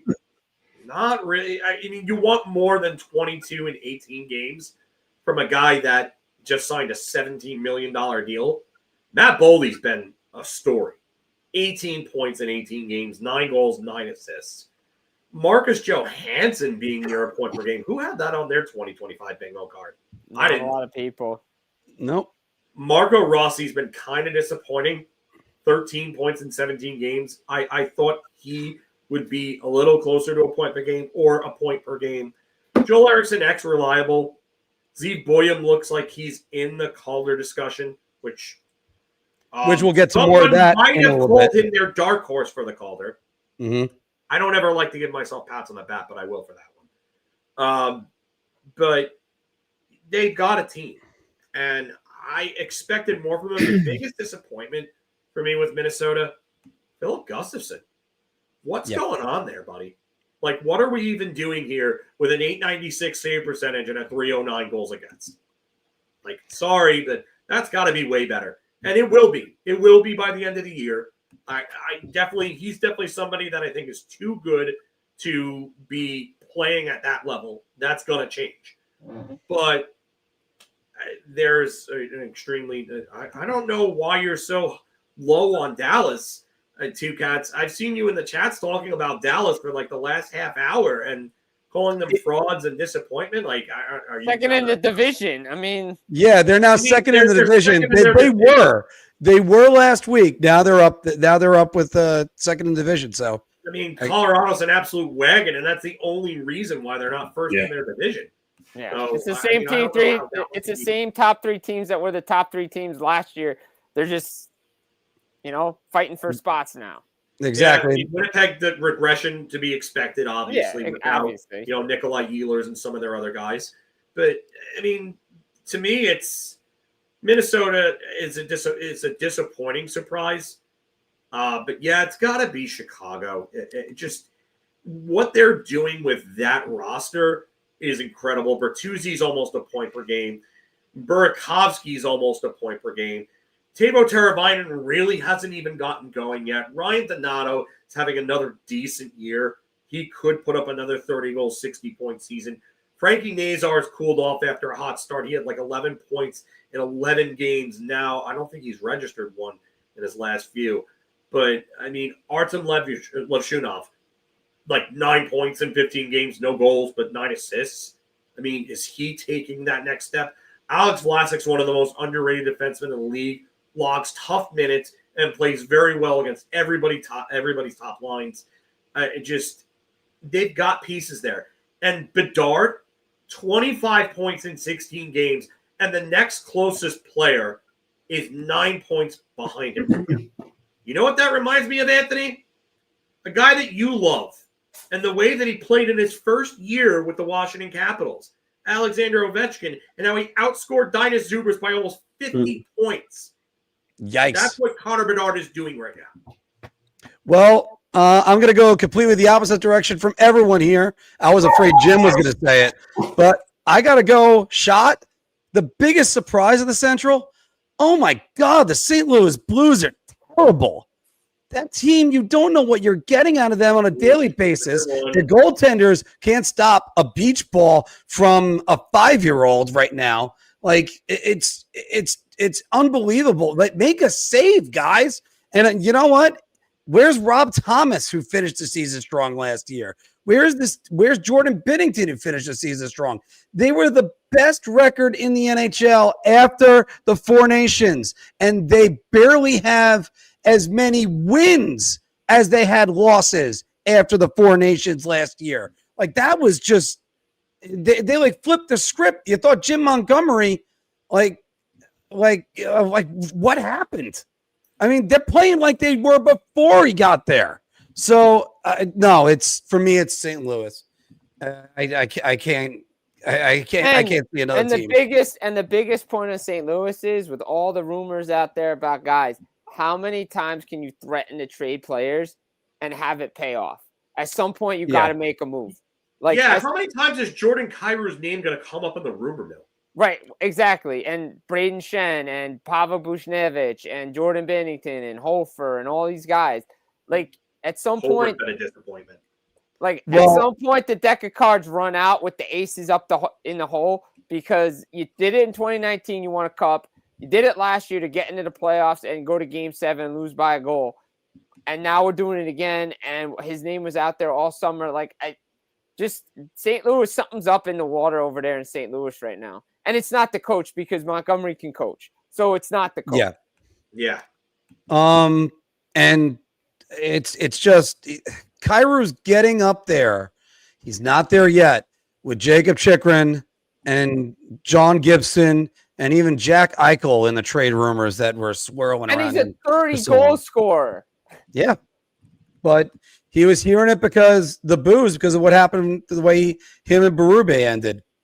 Do we still got both of you guys for a little bit longer?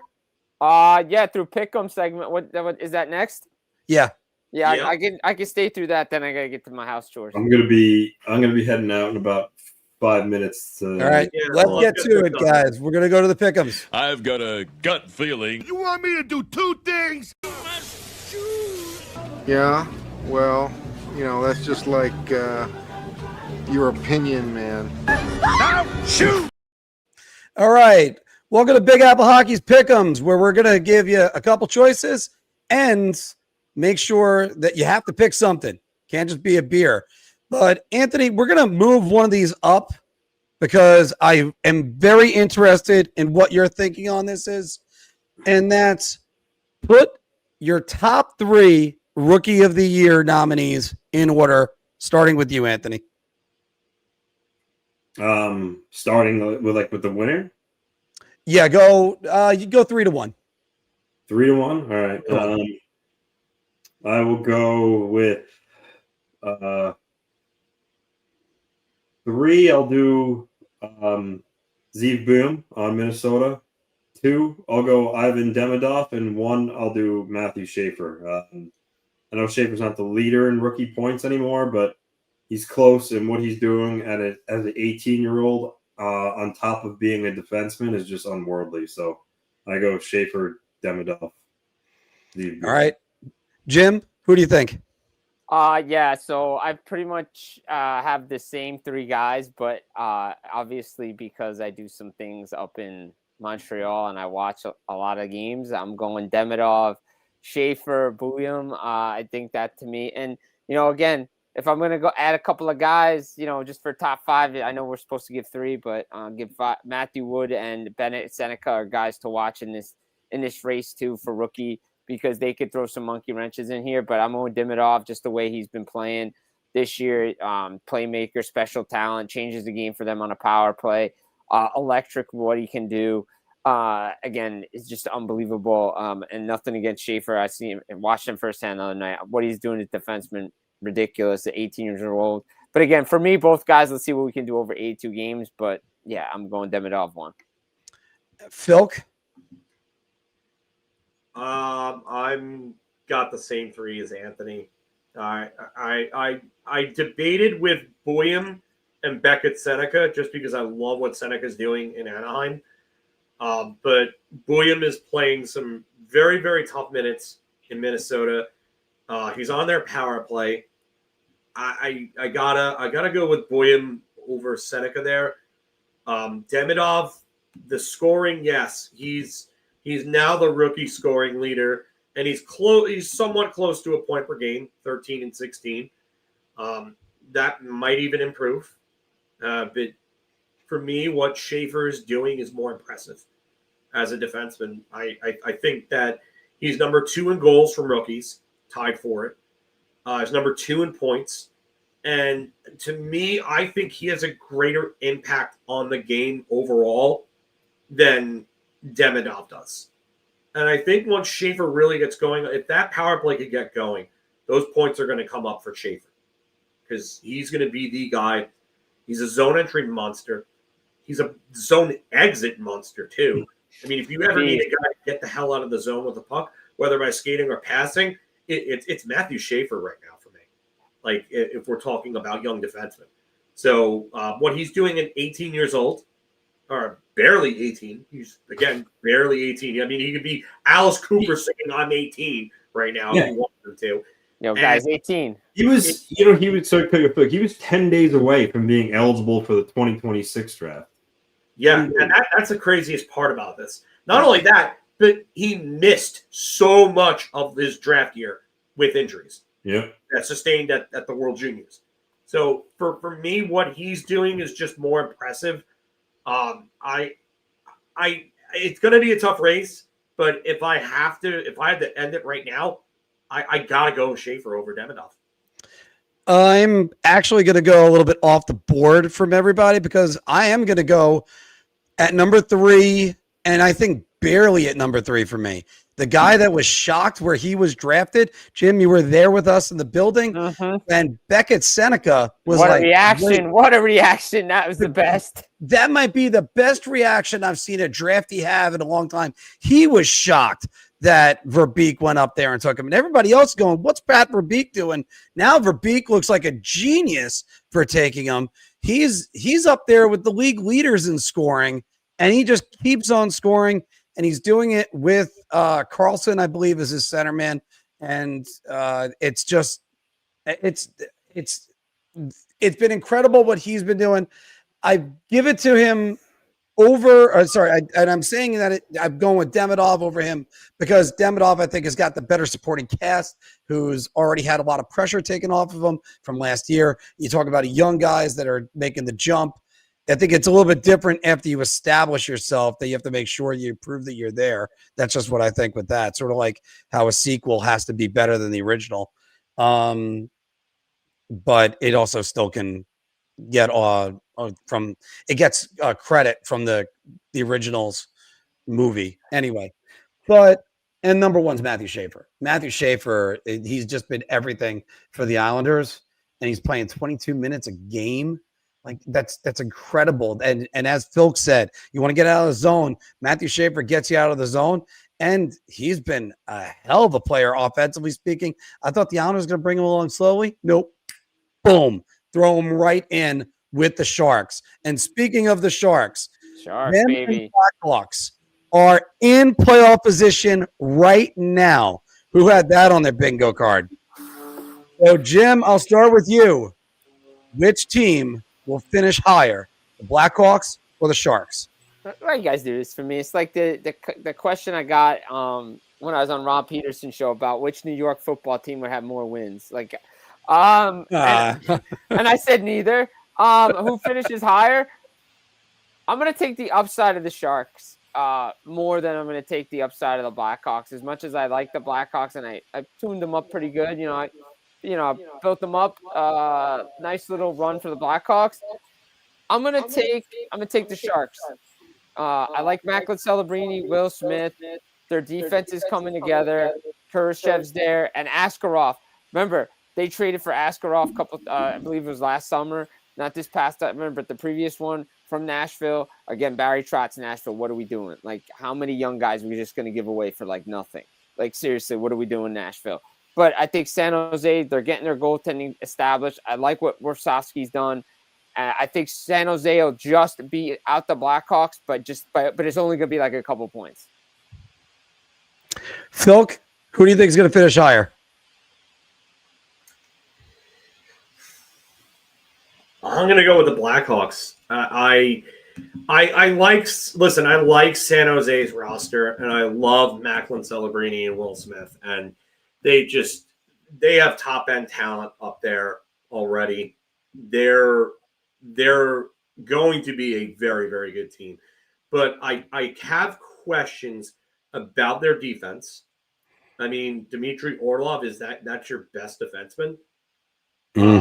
I honestly like Levchinov and Vlasic over them. Sam Dickinson only has 2 points in 13 games, and he's young, and he's young guy. Going to be a hell of a defenseman one day. I tell you that right now.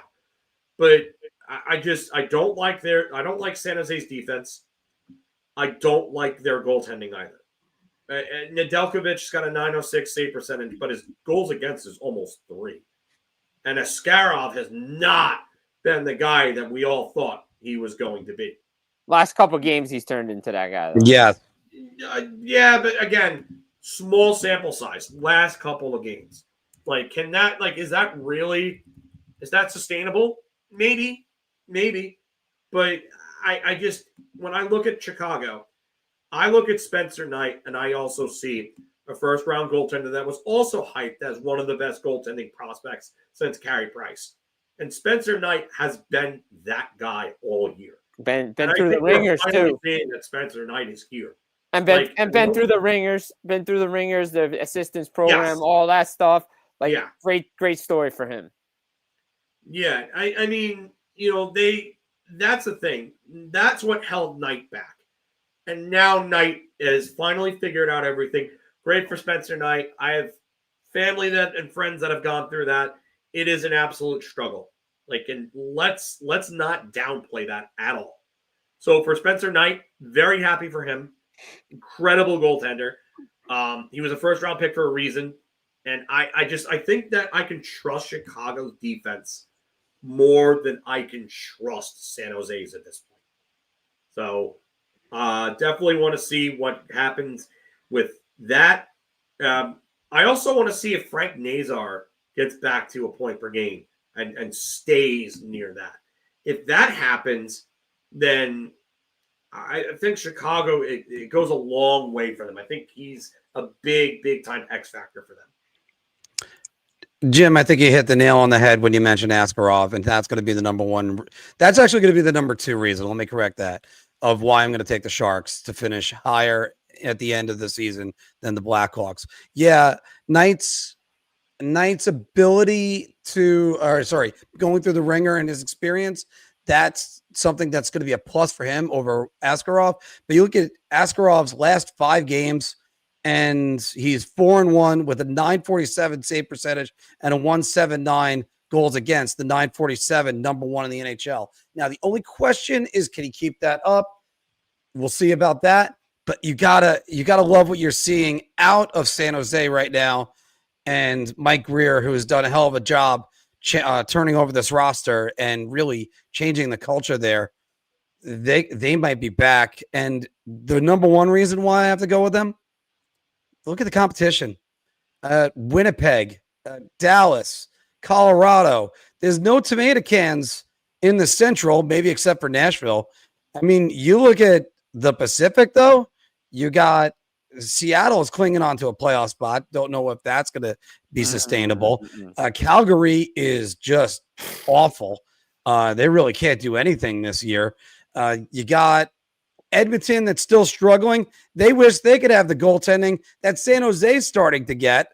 And then, I mean, you got the Vegas Golden Knights that's also in their division. Right now, San Jose's above them. Trust me, it's not going to be that way. Vegas will definitely figure something out and improve. And then you got the Anaheim Ducks who are right now, they're looking like they're good, but can they sustain their success?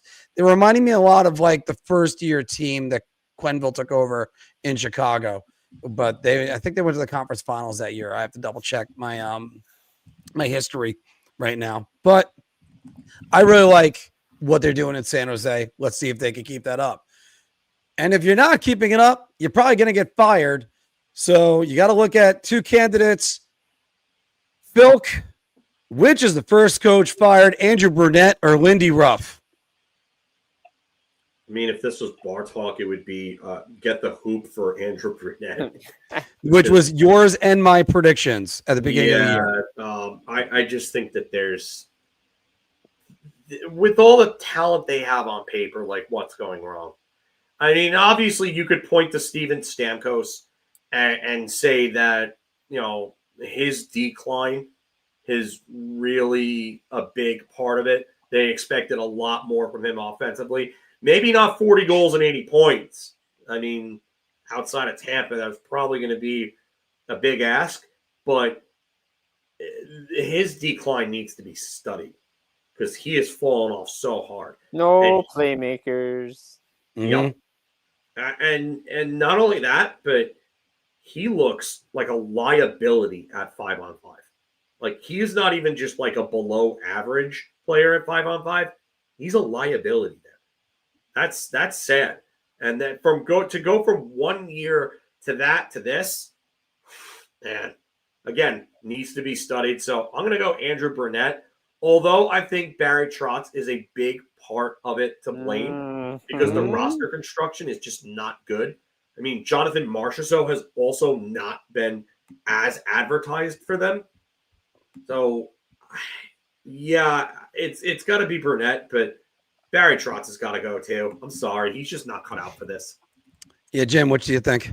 I think it's going to be Burnett, as much as I know Barry Trotz and Nashville Predators don't like to fire coaches, and he should have been probably gone last year, and they tried to work its way out of it. If this is a big time for some people I've talked with, they didn't want to do it before this trip because they want to see if this Sweden thing, this global series, can get them on the right track. But if it doesn't turn around, I got to suspect the coaching change is coming in Nashville, and they got to figure it out and I think there's going to be some trades too out of Nashville. It just hasn't worked. Look, you guys have seen me make the comparison. I'll say it here for the audience who haven't read my tweets. This is like when the Rangers signed Chris Drury and Scott Gomez. You had 2 playmakers, no goal scorers. You signed 2 goal scorers with no playmakers, pretty much no centers. And this is what happens when you have 2 of the same player. Stamkos, to me, just has never fit in Nashville. I think maybe he could have gone to Detroit. It works a little bit better because of the Larkins, because of the Raymonds that were coming up, the talent that's there. Or it could have worked in Anaheim. I know Pat Verbeek was trying to get him out there. That could have worked out pretty good with the talent they had as well.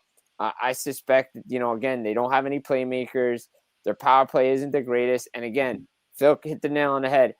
The expectations coming out of that run of that 18-game point streak because of the YouTube trip, false expectations, should have never went all in on all those guys, should have gotten younger then and just said, okay, we're going to retool here, get some young guys, keep our young guys, Dante Fabros, the Tomasinos, the Novaks, all those guys. Maybe they're in a better position than they are now. And I think it's just going to be Brunette. I just think we're clearly seeing a guy that's better assistant than he is a head coach. Yeah. Agreed on that last part. Absolutely. Yeah. And that's what the funny thing is. He was nominated for Coach of the year he took over for Quenneville. And I know that there's the story. Everybody loves to tell the story. First goal ever scored by the Nashville Predators was scored by Andrew Brunette. Does it matter? It doesn't matter anymore. Yeah. No. I mean, now you're 2 seasons into you're 3 seasons into him being the coach there, and now a second season of bad coaching. Or just they should hire Chris Kontos. Yeah, or I mean, we saw it with Edmonton. We've seen it with the Rangers to a point. The old boys club, guys that have been there for the team. Oh, we like this guy because he played for us or he did things for us in our history. No, or he's my son-in-law. Yeah, exactly. Whoa, Shots fired. Shots fired. You take the best guy available at the time. I just think I expect some changes to come after the global series from the Nashville Predators. I mean, well, sadly, that little comment earned me. Oops. I had it. I saw. Here it is. That little comment I just made just kind of got me there, and you guys could hear the siren going off right now because he's coming to get me. Mark, anyway, go pull an Anthony and get us basically decredited from a team. But by the way, Jim, although your reasoning on this is they're going to let him go on this global trip, it might be Lindy Ruff. There's a chance it could be Lindy Ruff. I mean, you look at what Buffalo's doing. They're just racking up loser points. And if you're trying to say your best bet is to just get loser points and then they're 5, 6, and 4. It worked for the Islanders. Yeah, but I mean, but the Islanders had things that could keep them in a playoff race that Buffalo doesn't. The issue with Lindy Ruff is when he was brought back, he only had a 2-year contract. So he's basically a lame duck coach. And the other, I don't know why they brought him back. Like, it just stupid, dumb. Yeah, that's the Pigulas for you, but that's another story. Yeah. Well, it's also Filk. It's where they sit back and go, well, he used to do well for us, and now let's see how that goes. I mean, Buffalo is tied for second worst in goal scoring in the league, and I mean, at least their goals against they've allowed 44 or 49. At least it's not that bad. Neither. Yeah, when you can legitimately ask this question, things are going really bad for your team, whether you're the New York Jets or the Buffalo Sabres. I was about to say, for anybody watching, Two Cats is talking about the New York Jets. Yeah. By the way, this is tied for the longest dry spell in sports right now for playoff runs. Oof. But let's look at 3 promising stars right now, and they're very similar in points. So you got who's going to finish with more points by the end of the year: Leo Carlson, Macklin Celebrini, or Connor Bedard? Jim, right back to you again. I'm going Macklin Celebrini. I love what this kid's doing in San Jose. I know I'm a big high on the Sharks, and Bedard's taking over this year. He's playing. He's hurt. A lot of guys are doing a lot of things. Why? Because the Olympic year, guys are putting players on notice about spots on the Olympic roster. Yeah. That's like the big takeaway from people I've talked with around the league is that everybody's on notice for Olympic spots right now. But to me, what Celebrini is doing, he's changed the game in San Jose. No matter what the score is, the team is never out of anything. The puck on his stick, he just does things that we throw this term around a lot now, which we shouldn't, but we do. It's generational like. But the fact that he is making Will Smith, Willem Eklund, the Sharks are just never out of it. Look again against Minnesota, down. Celebrini gets a goal. They win in overtime. To me, Macklin, Celebrini. The thing is with all these guys, it's like anything I can do, other guys are going to do better. We're going to match each other. Like, and that's what we love about the league right now. But I'll take Macklin, Celebrini over the other two right now because based on not only what he did last year, even though he was hurt, but I go to his college year, what he did there, BU, the Tony set there as a 17-year-old playing college hockey. I think coming in and what he's doing this year, I think he's got the foundation to end up with more points than those two guys. But it's going to be a fun race. Oh, it's going to be a fun race. And Phil, who do you got winning it? It's tough to say just because I think a couple of things. Celebrini, there's a case for all three of these guys. Yeah. Celebrini impacts both sides of the puck better, I think, than any of the three. I got a question for you. Because I've heard this. Okay. And I think I agreed with this. Does he remind you the way Sidney Crosby plays two-way hockey? I literally have said that on Twitter, on here. I just think that he is a Crosby Yzerman type. That's what the greats always find a way to improve at something every year. When I brought this reference up so many times. Connor McDavid. Okay, what did Connor McDavid not do well before 3 years ago? Score goals. So what does he do? He goes out and scores 60 goals and 150 points the next year. Mm-hmm. And you're just like, holy shit, what can't this guy do? Okay, my goal scoring went up, but my assists. What does he do the next season? 100 assists? It's like, he's just unbelievable. He's unbelievable. As Celebrini reminds me of that. Except I think he's a better defensive player at this point than almost anyone I've seen at that point in their career. Like Crosby, when he was 19, he wasn't the great defensive player yet.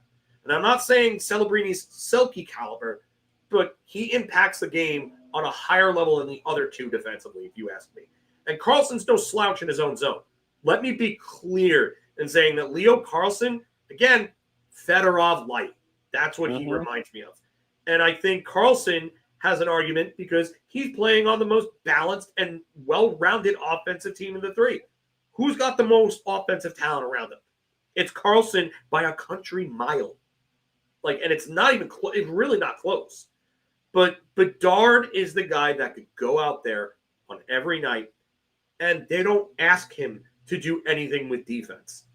And I honestly think, in terms of pure offensive talent, Bedard is the most talented of the three.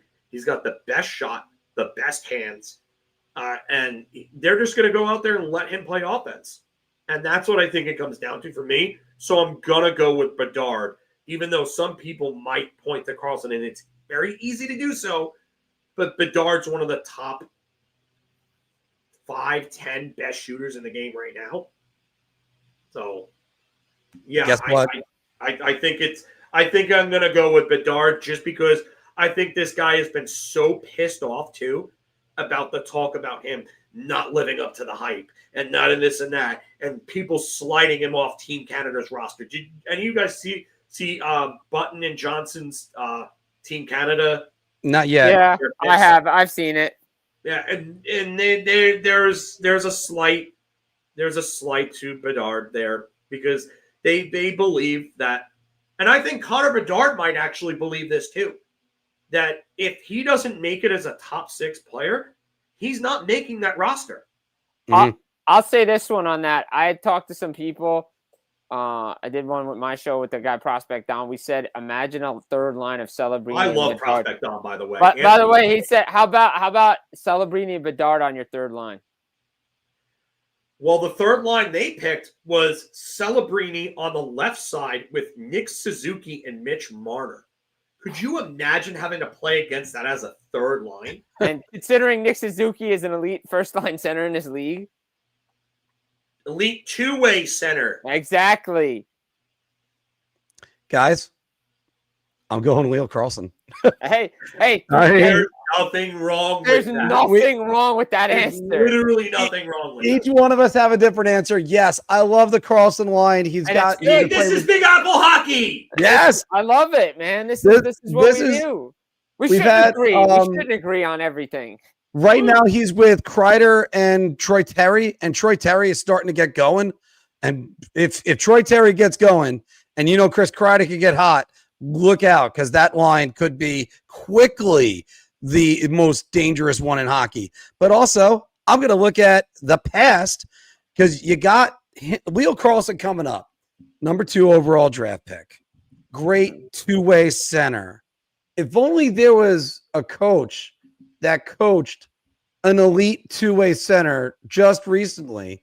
I think his name begins with a Q and he sits behind the bench, because he coached Jonathan Taves for 10 years. And Jonathan Taves was arguably the best two-way center in the league, in a league full of great two-way centers at the time, where you had Patrice Bergeron and Sidney I was about to say Crosby. a guy that won 6 Selkies. Yeah. So, I mean, I know I still got to use the word arguably, because you never know. But I got to go with the way. And Carlson is just, there's a confidence and an aura about him right now. I can't wait. I've said a lot of great things about the Ducks. I can't wait to see what they got in store for the next 60 games. But again, it's a long way to go for them. And guys, the last one, they're about even in the standings, even though their seasons went in 2 different directions. But Filk, more points going forward, the Red Wings or the Rangers? I'm going to go Red Wings. I'm not buying into the Rangers just because of a 6-goal explosion at home against Nashville. And I know they're the best road team in the league. I get that. But I have, again, even with Trocheck and the addition of Gabe Perreault, and Gabe Perreault getting his first point, his first game this season, I still have concerns about their offense and their ability to finish. Again, where are the finishers? Your best finisher is a guy that's had one 40-goal season, a few 30-goal seasons, and he's really more so known as a playmaker. So that's a guy that could finish anywhere from 25 to 35 goals. JT Miller has never had a 40-goal season. Your secondary scoring was basically traded away over the last year and change. Hedl was part of the Miller trade. Chris Kreider over the summer, obviously. And then Capo Caco during the previous season for Will Borgen. I don't know, where is the depth coming in to help this scoring out? For me, I like the Red Wings better. I do. I just think that they're a deeper team. Again, I'm going to talk about Lucas Raymond, because I do think that he has the ability to finish with 90-plus points. I know he cooled off a little bit after a hotter start, but still 13 points in 14 games. And that's with Detroit struggling a little bit. The Rangers made them look silly on their own ice, but Larkin's still a point-per-game player. DeBrincat has 15 in 16 games. Raymond, obviously, 13. Emmett Finney's cooled off a bit. Mason Appleton's not a guy you're going to depend on. So they're going to need more scoring, and Patrick Kane coming back should help. Mm-hmm. But I still think they have more than the Rangers have. The one thing that you can say about the Rangers is that they've got the clear-cut edge in goal. And that can win you some games. So I don't know if I trust the Rangers going forward. I'm definitely not buying in because of this stretch. I need to see more from Alexei Lafreniere going forward on a nightly basis to really want to even try to buy into this team. But I'm gonna go Red Wings. I think they're younger, they're faster. Their core isn't aging like the Rangers is, and I think that they can play a game that's more suited for today's hockey. Even though I like what Sullivan said, or Sullivan has done rather, for this team. So wait. Cam Talbot isn't the edge over Igor Shesterkin. Oh, here goes Mark on Cam Talbot. I had to take the comment. Waiting for the Don LaGreca rant. Waiting for it.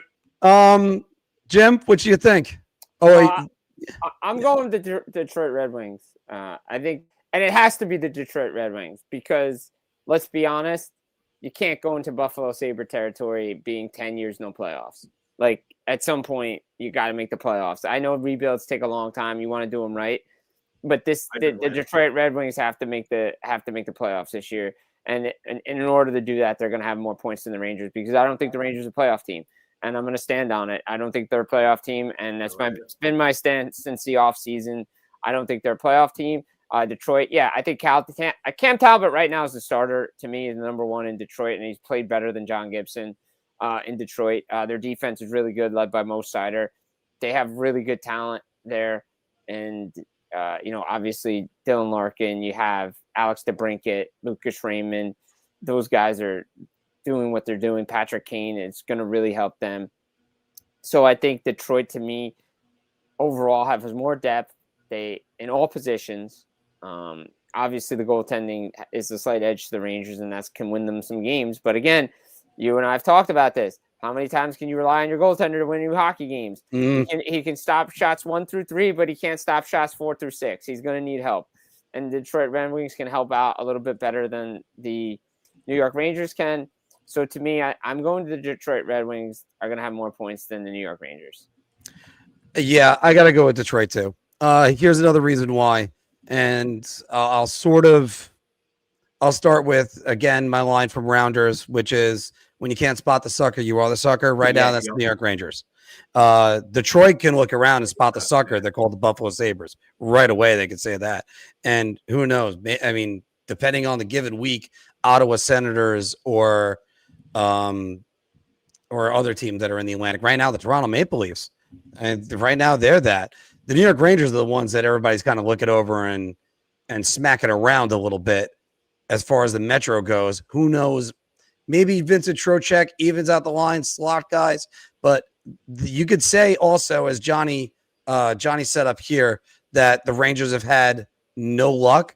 Well, guess what? To quote Harvey Dent, which, by the way, the Rangers literally are two-face home and away. Yeah. But to quote Harvey Dent, you make your own luck. And that's what the New York Rangers aren't doing. Because then they get home and they go, oh, we just didn't get a good goal today. We didn't get a goal today. Oh, no. Yeah, go out and get a goal.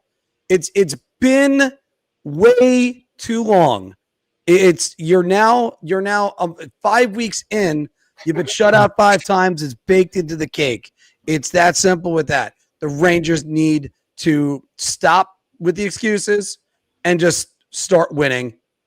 It is what it is. Do they die the hero, or do they live long enough to see themselves become the villain? Oh, right now they're definitely lived long enough to see themselves become the villain, because they should have died the hero a long time ago. They should have went out with the blaze of glory last year and gotten everybody out of there.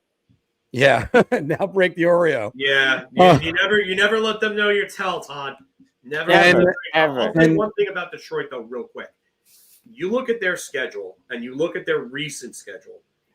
Their one win in their last 5 games is a shootout win over San Jose. Their last 2 wins have been shootout wins, and their previous 2 wins before that were against St. Louis. So they're not beating anybody that's good right now. So that's a cause for concern. Anthony, who has a better record going forward, the Rangers or the Red Wings? I mean, I'm not really a huge fan of the Red Wings, to be honest with you, but I mean, the Rangers, I don't know. I feel like this is a toss-up. I'll go Rangers, I guess, just because of their goaltender, but I mean, I could very well see the Red Wings. Yeah, even the dogs agree. Yeah. Big Kevin Adams. Well, you got Big City Kevin Adams and Chris Drury. You have Music City Kevin Adams, which we've gotten called. We got Kevin Adams of Kevin Adams, who is still in Buffalo for some reason. Still don't know about that one. And I mean, by the way, there is a good question that was right here and I'll throw this one out to you, Jim. What were the Pens' issues the last 3 years? Asking for a friend. I love Sully. and love what he's done in USA camps with him, but not sure he was the answer. Defense, and defense. They couldn't hold leads. Go back to it. I said it. Go back to, what was it, 22 playoffs, right? Multi-goal lead in Game 5, multi-goal lead in Game 6, lead in Game 7. Penguins should have taken care of business even without Sidney Crosby in the lineup against the New York Rangers and didn't. 23 bad blown leads down the stretch, lose to a bad Chicago team, don't get into the playoffs. Defensively, they haven't been great. Defensively, even though USA Hockey made it to the final of Four Nations, defensively they weren't great. And if they don't win against Canada in the first night, they're obviously not making the final because Sweden outplayed them in that one game.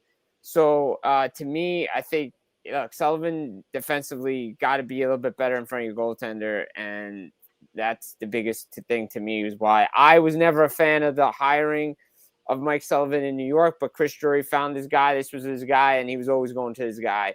And, again, there's a lot of people that agree with me on that, but we'll see what happens, but I was just not a fan of it. And I've said before, I'll say it again, that would have been a great hire 2-3 years ago. Yeah. But not so much now. No. Anthony, do we have any news and notes around the NHL? There was one note I know you just texted, and I haven't mentioned it yet. Oh, well, just what I mentioned kind of earlier is confirmed. The Islanders hit the ice for practice in Vegas earlier, and Maxim Shabanov was on the ice in a red no contact jersey. So the fact that he's with the game group now is a good sign. That's a good thing. He won't play tomorrow in Vegas, but maybe Friday in Utah. If not, definitely their next game. I think that would be Colorado. I would imagine he'll be back. All right. Anybody got any notes around the league right now? Any news and notes? right. They're waiting. Actually, this applies to the Islanders on their trip. Waiting to hear word on Val Nichushkin, who left the game last night. Jared Bednar did not sound too optimistic about Nichushkin's status moving forward. So that's something to watch going forward. Same thing with the Leafs. Austin Matthews left the game last night, and it seemed like when Berube asked about it, he made it seem like he was going to maybe need an MRI or something. So we'll see. That might be problematic. Yeah. The Leafs don't need that, especially the way their season's going. Nope. I guess I'll throw this one out to you guys. We talked about it briefly last week between the Capitals and the Leafs, but Phil, I guess start with you. You hitting the panic button in Toronto? I told you I didn't like the roster construction with this team. I don't see how you're replacing Mitch Marner with a bunch of middle six players. I'm sorry, I don't see it. And Austin Matthews, 9 goals in 17 and 14 points in 17 games. It's not enough, man. It's really not enough. I know William Nylander has really kind of been the guy offensively, but when John Tavares, Matthew Nyes, and William Nylander are all outscoring a guy that's kind of been claimed as one of the top 5 best players in the game, that's not good. No. It's not good. It's not enough. And Morgan Riley, 14 points in 16 games. Welcome back to being one of the better offensive defensemen in the league. We'll see how long this lasts for. Oliver Ekman-Larsson looks like he tried to turn back the clock too. 11 points in 17 games. But really, where is your depth scoring? Because after the big four, your next forward is Nick Robertson with 10 points. And good to see him finally stick at the NHL level. But Matias Michelli, 8 points in 16 games. Good.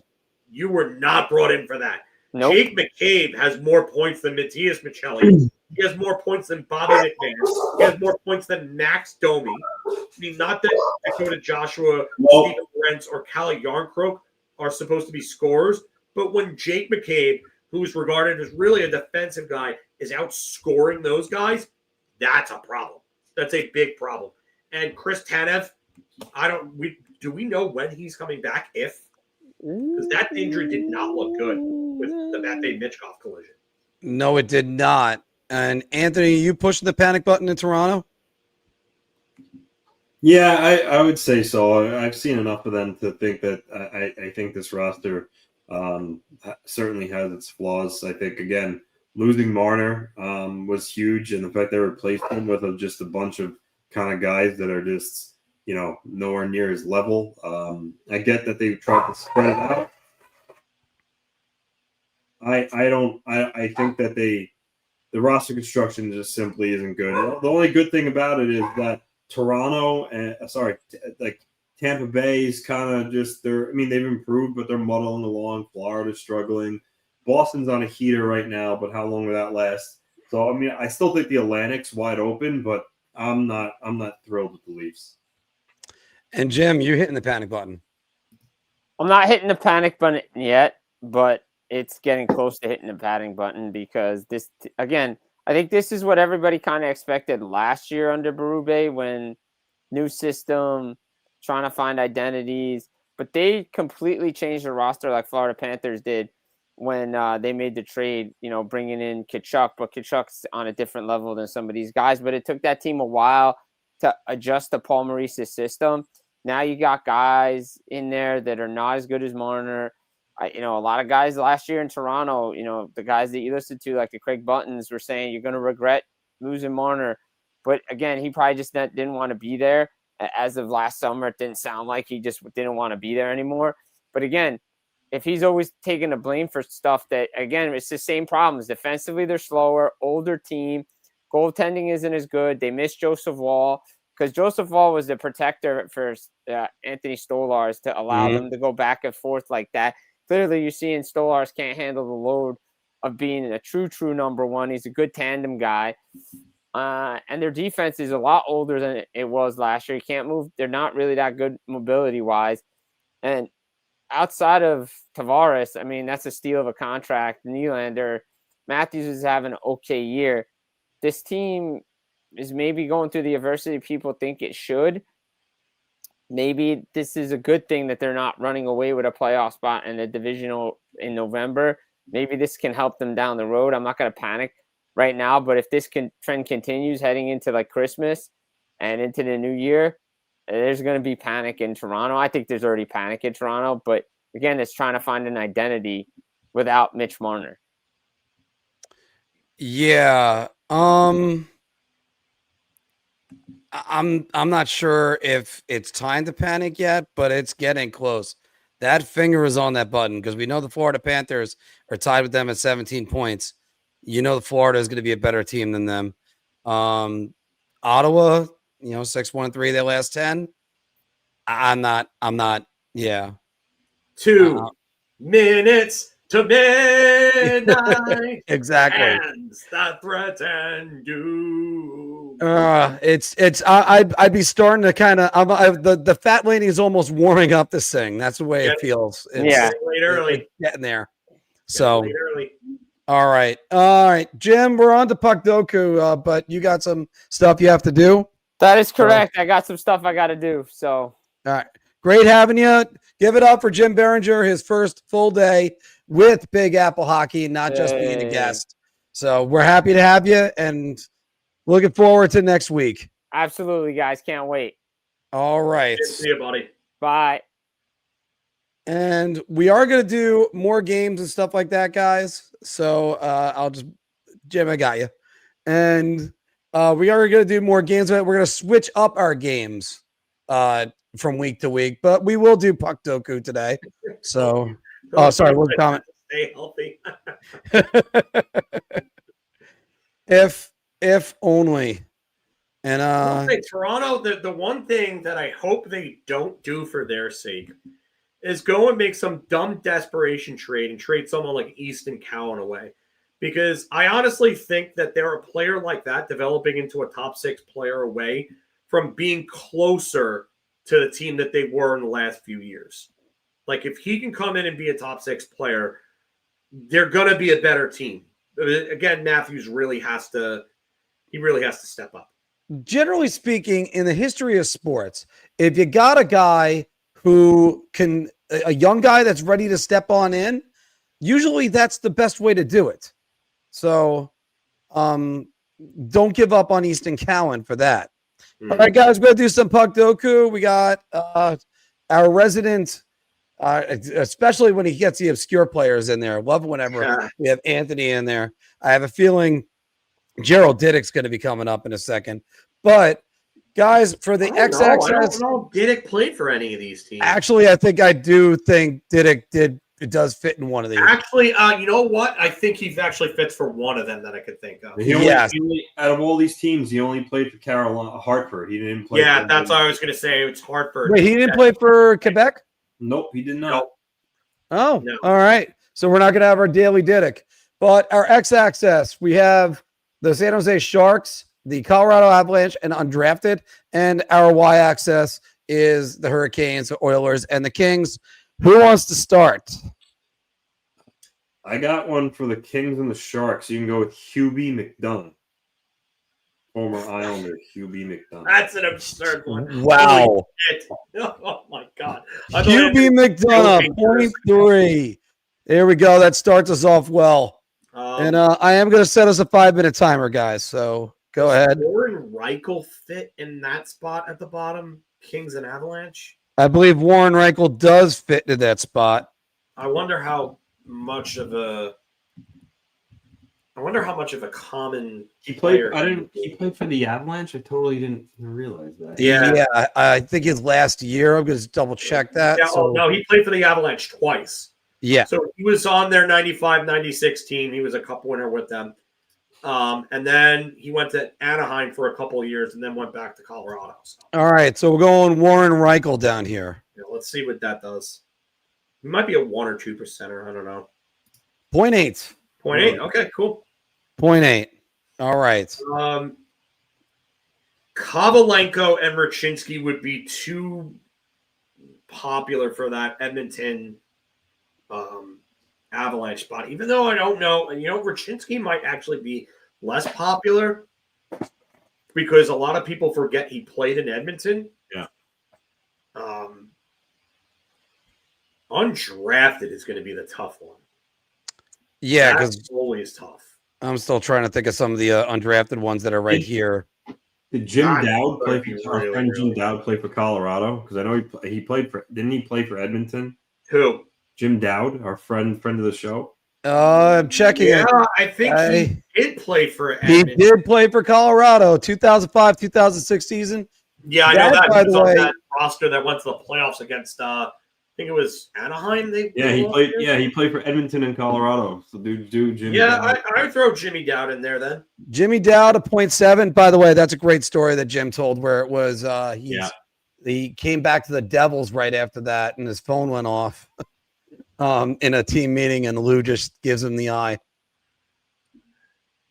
All right. So let's keep it going right here. What's the next one, guys? San Jose. Did Zdeno Seeger play for San Jose? I mean, obviously, I remember him as an Oiler. Yeah. I remember him as an Oiler, a Ranger. He never played for San Jose. No, yeah, he never played for. Okay. Damn. Jeff Norton. Jeff Norton definitely fits that. You can put Jeff Norton does fit. Just want to make sure that he doesn't fit anywhere I know else. for sure he played. Norton never played for Colorado or Quebec. No. Well, I love it. Let's go Jeff Norton on this. So it goes right here, right? Yeah. That's Edmonton and San Jose for Norton. Yeah. No problem. I just want to make sure I put on a 0.2. I knew it was going to be nice and low. Yeah, that's good. Artur All right. Zerbe is too obvious for the top left corner. We're not using that. Which guy? Artur Zerbe. Yeah, of course. That's too obvious. Because you won a playoff series with both teams. I'm not sure many Yes. other guys could ever say that. Yeah, I think he might be the only one. Did Kevin Haller play for San Jose? I know he played for. No, I don't think so. No. I know he played for Anaheim. Yeah, and I think he played for Hartford. He played for San Jose. I think he played for Hartford, but I don't think He did play for Hartford. Yeah. Yeah, Kevin Haller played. Actually, no, it wasn't Hartford. It was Carolina. They were in Carolina by that time. Okay. Oh, no. I forget. Kevin Haller finished his career with the New York Islanders. Shit. Okay. San Jose. By the way, Phil, just to mention, Kevin Haller has a distinction of scoring the OT winner Game 2, 1995 versus the New York Rangers. What player scored his only career playoff hat trick in that game? Or his only career hat trick? It just happened to be in the playoffs.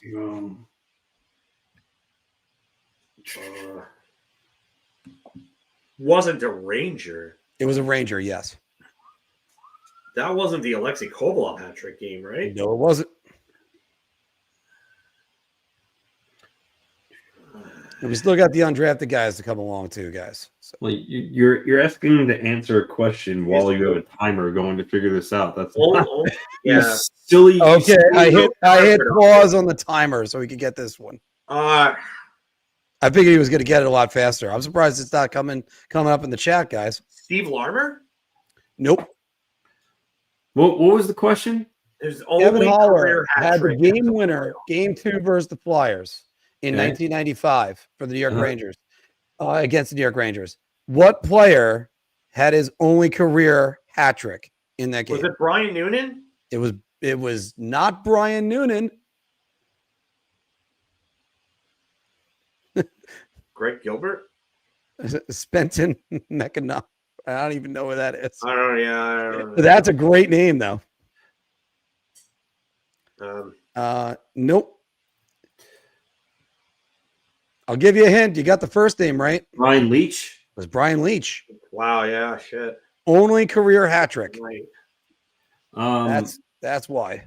Did Patrick Rissmiller play for the Hurricanes? Yeah, I know he was a Shark for sure. Yeah. Remember the Rangers got him after he was a Shark. And I got it started. Now, by the way, do you guys look at the Devils' loss in overtime as this comment is asking right here? You look at it and go, "Oh, it's a big deal," or just they lost in overtime. Oh well. No, I don't think it's that big of a deal for them. They're playing good hockey right now. Rissmiller did not play for the. No, Rissmiller didn't. Yeah, no, that I was pretty sure it was a no.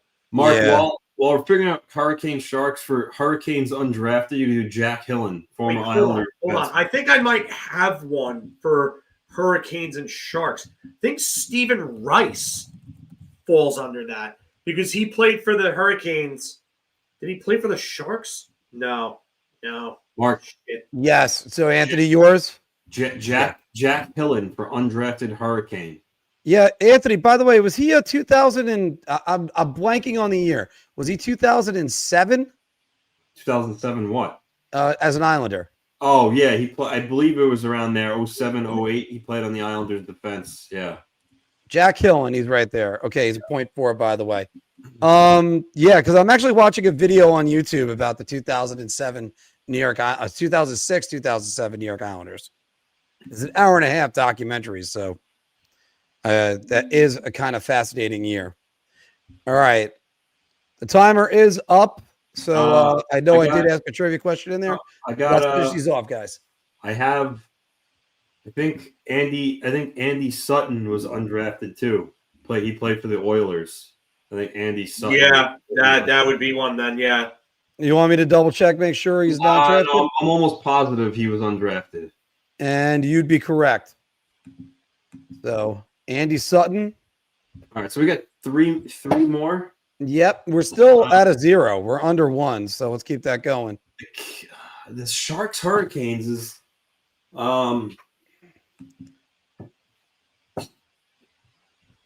What's the hurdle game?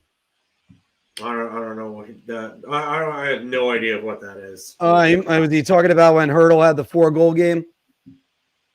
I don't know why we're playing that. Oh, I got one. Jason Muzzatti, former Ranger goalie, played for the Sharks and the Hurricanes. Yeah, really correct. You'd say Jason Muzzatti. There we go. So now we have to get somebody that played for Hartford or the Carolina Hurricanes and the Whalers and the Avalanche. The Nordiques and the Avalanche. Oh, I mean, Calvin DeHaan comes to mind, but that's going to be over 1% probably. Yeah, he's trying to be over 1%. Why? I think I have one. Andre Nicolishin. Yeah, I'm pretty sure he played for He played for Colorado, I think, at the end of his career. All right, we're going Andre Nicolishin. Yeah, do it. 2.2%. All right. Nice. So we just got to get an LA King that was undrafted. Was Butch Goring drafted? Yeah. Butch Goring Definitely. was drafted in the 5th round. Yeah. I know he was drafted for sure. Corey Millen drafted? Corey Millen. He was drafted by the Rangers. Drafted in the 3rd round by the Rangers. Pat Conacher, was he drafted? Yeah, I think he was drafted. 4th round by the Rangers. In 1979. Vladimir Siplikov? Was he drafted? No, he was undrafted. He was undrafted. Vladimir Siplikov. Spelled the same way Max is spelled. Tsyplakov. Oh wow, is that actually Maxim's father? No, I have no idea. And Vladimir Siplikov actually passed away about 6 years ago. Okay. No, it came up as no. What? It came up as incorrect. He was drafted in the 3rd round by LA. Damn it, 3rd. All right, so we're not perfect on this one, guys. So let's go right over here. Could have gone Trevor Moore. Could have gone Cam Talbot. Ooh, man. But our Eric Erzberg. Eric Ers. Yeah, Eric Erzberg was a good one. Ben Scrivens, Teddy Purcell, Troy Stecher. Teddy Purcell, my God. Tampa Bay Lightning and LA Kings legend. Peter Ahola, who that's Peter what usually Ahola, everybody calls me. Wow, Mark. Randy Robitaille. Damn. Randy Robitaille. Oh, that's a good one. And we could have used Warren Reichel yet again. So there was still plenty. Sean Walker, Charlie Huddy. Pyramid, Mike. Mark. Yep, on to the pyramid. Let's go. All right. So for the pyramid today, you need to play in the NCAA. You need to play in the first decade of this millennium. Daily Diddick. It might be a Daily Diddick. You have the Toronto Maple Leafs, a 10-goal season with any team, a Montreal Canadian, and a Phoenix Coyote, which does not include that includes Winnipeg, but it doesn't include Utah. Diddick has played in all of these teams. But I don't think he was an NCAA. Yeah, guy, I don't think he was an NCAA. 2001. Oh no, he was 2001. He falls under his last season was 2001. But, yeah, he didn't play in the NCAA though, right? Oh man, he fits everything else. What that? Yeah. He has a 10-goal season with the Islanders. I can't figure out who they're leading us to. Wow. I know. Usually they lead us to somebody. So usually it's obvious. I can figure out. No, Galchenyuk is not because he was a Sarnia Sting. Yeah, he played with Yakupov and Sarnia. So guys, I'm gonna name somebody that played in the NHL that fits this, and let's use him because he hasn't been used in any of these. I was gonna say Tony. Hold on. You could use him. You could use Tony Herkus. The first one doesn't really matter. You Peter Ferraro? Use Peter Ferraro. We're using Peter Ferraro. There's no way nobody's ever going to use him. Well, now that you could use his brother Chris right next to him there because I don't think he played in 2000. Did he play in 2001? Oh, it says 2002 right there. Well, yeah, I'm pretty sure he played in the NHL. And let's just there we go. So we got the Ferraro twins right there. Yeah, all right. You're right. He did play in 2001, 2002. He played one game with Washington and had an assist. Unbelievable, guys. I got a third one right here, which nobody's going to think of. Has to play for the Toronto Maple Leafs and the NCAA. Jeff Farkas. Jeff Farkas or Jeff Tafe. All right. Pretty sure Jeff Tafe because he played at Minnesota. So a 10-goal season with any team. What? Uniqueness 1? Farkas was a uniqueness 1? Are you kidding me? Yeah, he was a uniqueness 1. You should have went with Jeff Tafe. Oh my goodness, guys. I can't believe that. How many people remember a guy that played 11 NHL games? Like I know he played Boston College, but still. All right, 10-goal season. Any team that played for the any guy that played for the NCAA and played he had to in be a Maple Leaf. 2000. I would try. Jim Dowd never played for Toronto, right? No, No, never played for Toronto. I think Mike Johnson is too popular of an answer. But the problem, Mike Johnson also he also played for Montreal and he played for Arizona though. So you may we might be pointing to Mike Johnson. Mike Johnson, actually. Yeah, he played for all these teams. Yeah. Holy shit! That's a random one to point to. So definitely don't use him. Wow. Well, he is good call, Anthony. Definitely don't use him here. All right. I would keep him for the last spot. Well, let me just check to see one guy because who? Did Chad Kilger fit this? Yeah. No, I think he played in the Canadian. I think he played the CHL. Well, I know I'd have to make sure. I got Mike Knuble for this guy. He played in the CHL. Yeah, Kingston Frontenacs. Yeah, I do have Mike. I have Mike Knuble ready to go on this guy. What about Brad Isbister?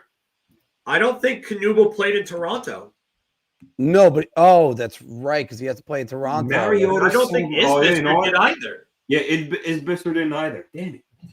Oh, yeah, can't Mariota be on that one, huh? Yeah, no. 10 goals. I can't believe I'm not drawing a blank. Dave Ellett wasn't Dave Ellett didn't play in the NCAA. Todd Gill, I don't think played in the NCAA. I think he was a Q guy.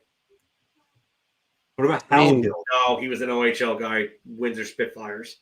I mean, Jason Blake played for North Dakota. And he would fit all these. You could use Jason Blake, but that might be a popular one. Hal Gill never scored 10 goals. No. What about Todd Gill? I just said Todd Gill was an OHL guy. Oh. Yeah. I thought he was a Q guy, to be honest, but I looked it up and he's a. Did Carlo Koliakovo play NCAA? No, he definitely played. I think he was Mississauga. I think he was Erie Otters. Okay, I was wrong on that. But I knew he was an OHL guy.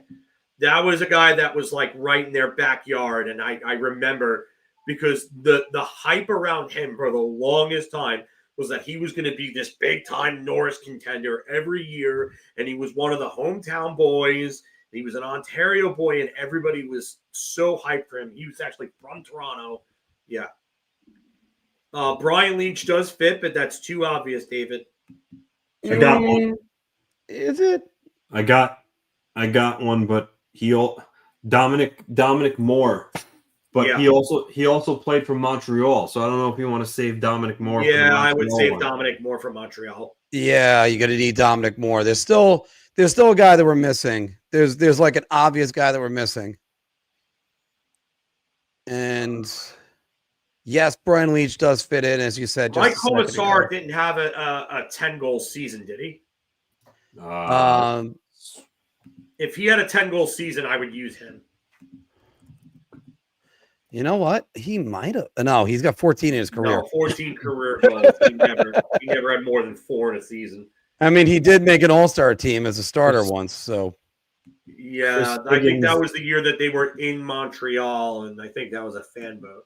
Chris Higgins never played. Chris Higgins never played for Toronto. No, he went from Montreal to New York to Vancouver, and then after that, I don't think he ever went to Toronto. I thought about Nick Antropov for a second. I'm like, maybe. No, definitely not NCAA. No, it's that hard part. Finding the guys in the NCAA. And there's guys that surprise you that are in the never played for Toronto, right? No. Who? No, he only played 2 games. He was a fucking first rounder in 2004, Chris Chucko. But I forgot he only played 2 games in the NHL with Calgary. He never panned out. Trying to think of some of those.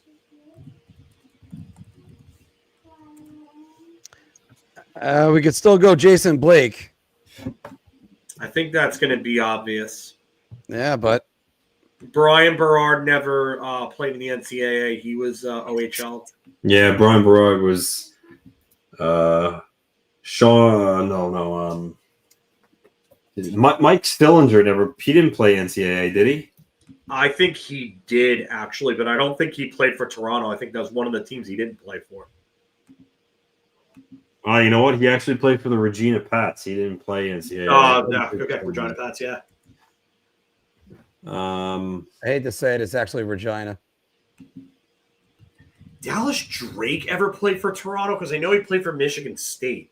Oh, no, actually Northern Michigan. No, and he didn't play for – no. Fuck. That would have been a good one. Sean Burr, I don't think ever played for Toronto, but he's also an OHL guy. Matt Gilroy never played for Toronto. Nope. Hold on. Gilroy did play for the Senators, so when they ever come up, we could use him for that. Mike Rupp, he never played for Toronto, did he? No, he never played for Toronto. Oh, never mind. He didn't play in the Shit, I thought I had one with Warren Reichel, but he was an OHL guy. Shit. Patch your ready is too obvious. Again, we got to think of guys that are not obvious. Keep the uniqueness score down. Well, yeah, but also keep in mind. I think we have the top one with Mike Johnson, and I think we have Dominic Moore at the Montreal. It's just coming up. It's coming up with this box right here. Yeah. I thought I was going to have one with Travis Green, but he did not. No, he wasn't an NCAA guy.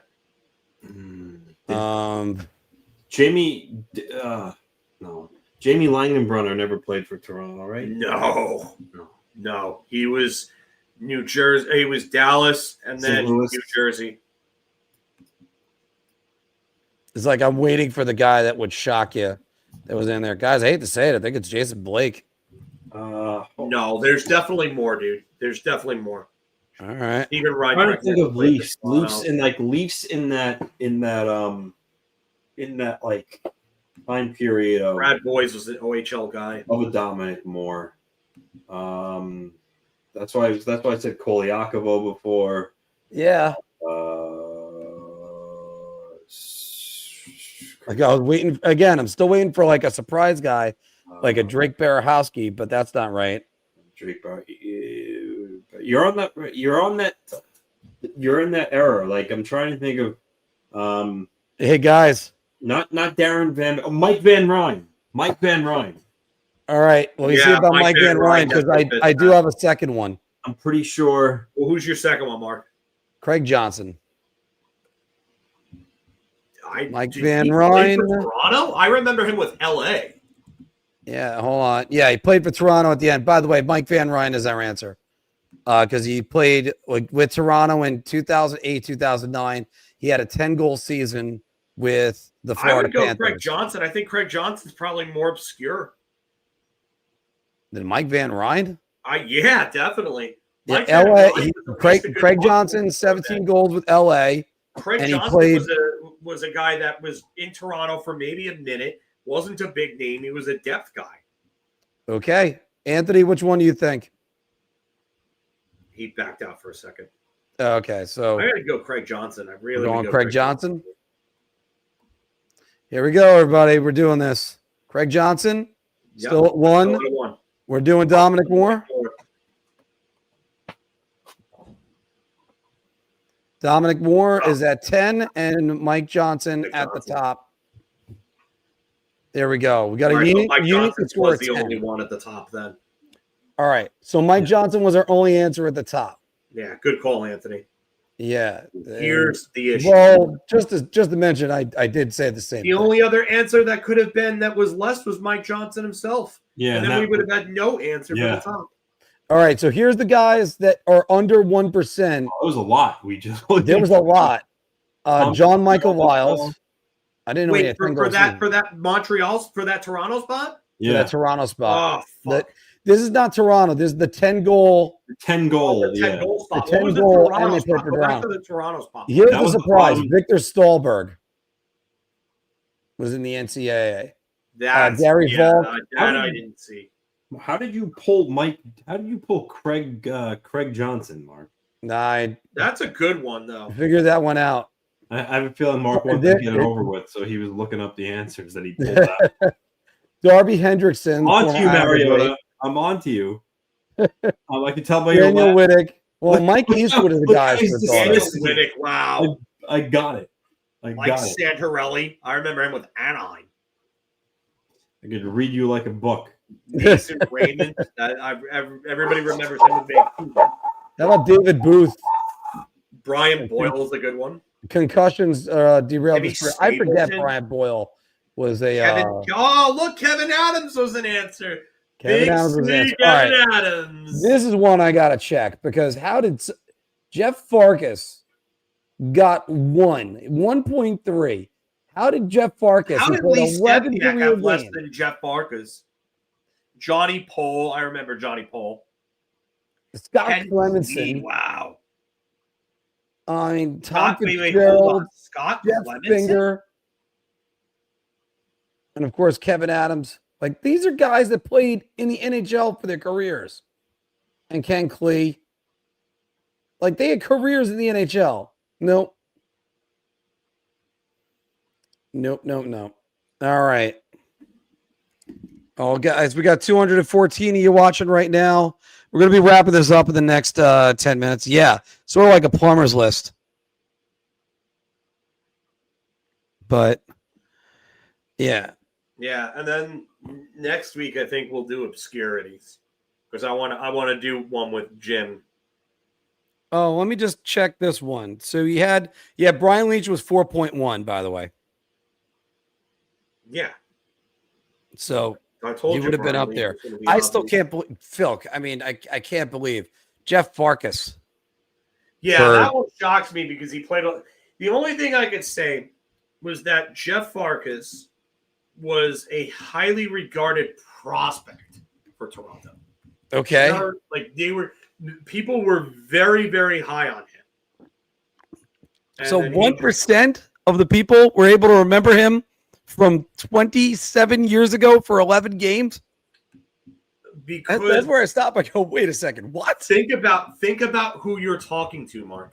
Yeah, You're I know. talking to a bunch of people, and in Toronto will hype up every player that they have as the next big time guy. I mean, he was a huge scorer in Boston College. His career in Boston College, he was well over a point per game. And the last two seasons there in 99 and 2000, 43 games in 99, 32 goals, 57 points. 2000, 41 games, 32 goals, 58 points. He was one of the best players in college hockey for a 2-year span, actually for like a 4-year span. And then in 2001, with the St. John's Maple Leafs, 28 goals and 68 points in 77 games. Like, people thought he was going to be a legitimate player. And not to name drop him yet again, but one reason why I knew about Jeff Farkas and I followed Boston College that tightly, Yes. Marty Hughes. Marty Hughes. Same reason I know about Farkas is because I followed Boston College back then. Well, I was following him because a former teammate of mine was on. I know, I get it. I'm just saying I followed him because of the fact that he was a big time scorer at Boston College. And then he was traded for Josh Holden, who played 60 career games, and Vancouver fans might remember him as a guy that came in and never won things. Are we doing obscurities? We're gonna wait and do it next week, but if you guys want to come up with a name, Well, I have to run out, but if you want, I could think of a couple names for you guys to do right now. If you want, we can. You know what? If you got one, Anthony, go right ahead. Yeah, hold on. Hello. Hello, welcome to the show.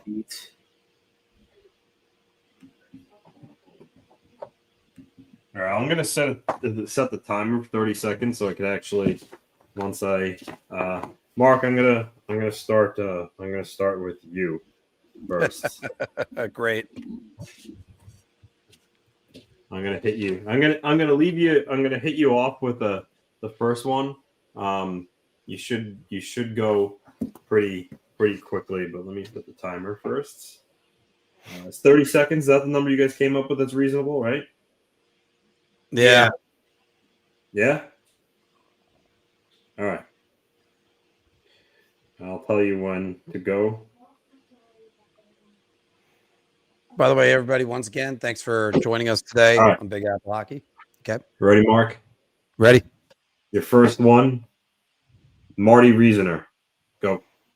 Okay, Marty Reasoner. The New York Islanders. Yep. The Edmonton Oilers. Yep. The St. Louis Blues. Yep. How many more teams? You got 3. I got 3 more teams. Yep, you're 8 seconds. Okay. Toronto Maple Leafs. No. Okay. All right. Damn. All right, Anaheim so Ducks. 3 points for that first one. All right. No, you missed the Boston Bruins, Atlanta Thrashers, and Florida Panthers. Yeah, I knew the Thrashers because I think he played on the 06-07 roster against the Rangers. Yeah. Yep. All right. Next, I remember up, watching a playoff game in Canada when Marty Reasoner scored. So that had to be 2001, I think, maybe 2002. All right. You ready? Next, Mark. Your second player. Okay. Steve Bernier. Go. Steve Bernier, San Jose. Yes. Buffalo, New Jersey. Yes. Pittsburgh. Nope. Islanders. Yep. You got 3 teams left. I got like a bunch of teams left, right? 3. Oh shit. LA. Out of time. You got 4 that one. Yeah, because I know he was traded for Brian Campbell. You missed the Buffalo Sabres. No, I said it first. No, he said Buffalo. Oh, you did say Buffalo? Yeah, he did say Buffalo. All right, so because he was traded for Brian Campbell. That's how I know that. Well, you didn't say you didn't say Florida and Vancouver then. No, I did not. Yeah, okay. So all right, let me adjust that. Yeah, so you just missed 2, Florida, Vancouver. Much better showing this week, Mariota. Yeah, and then your last your last player is going to be, I'm going to throw you a curveball with this one. Also an Islander, but earlier.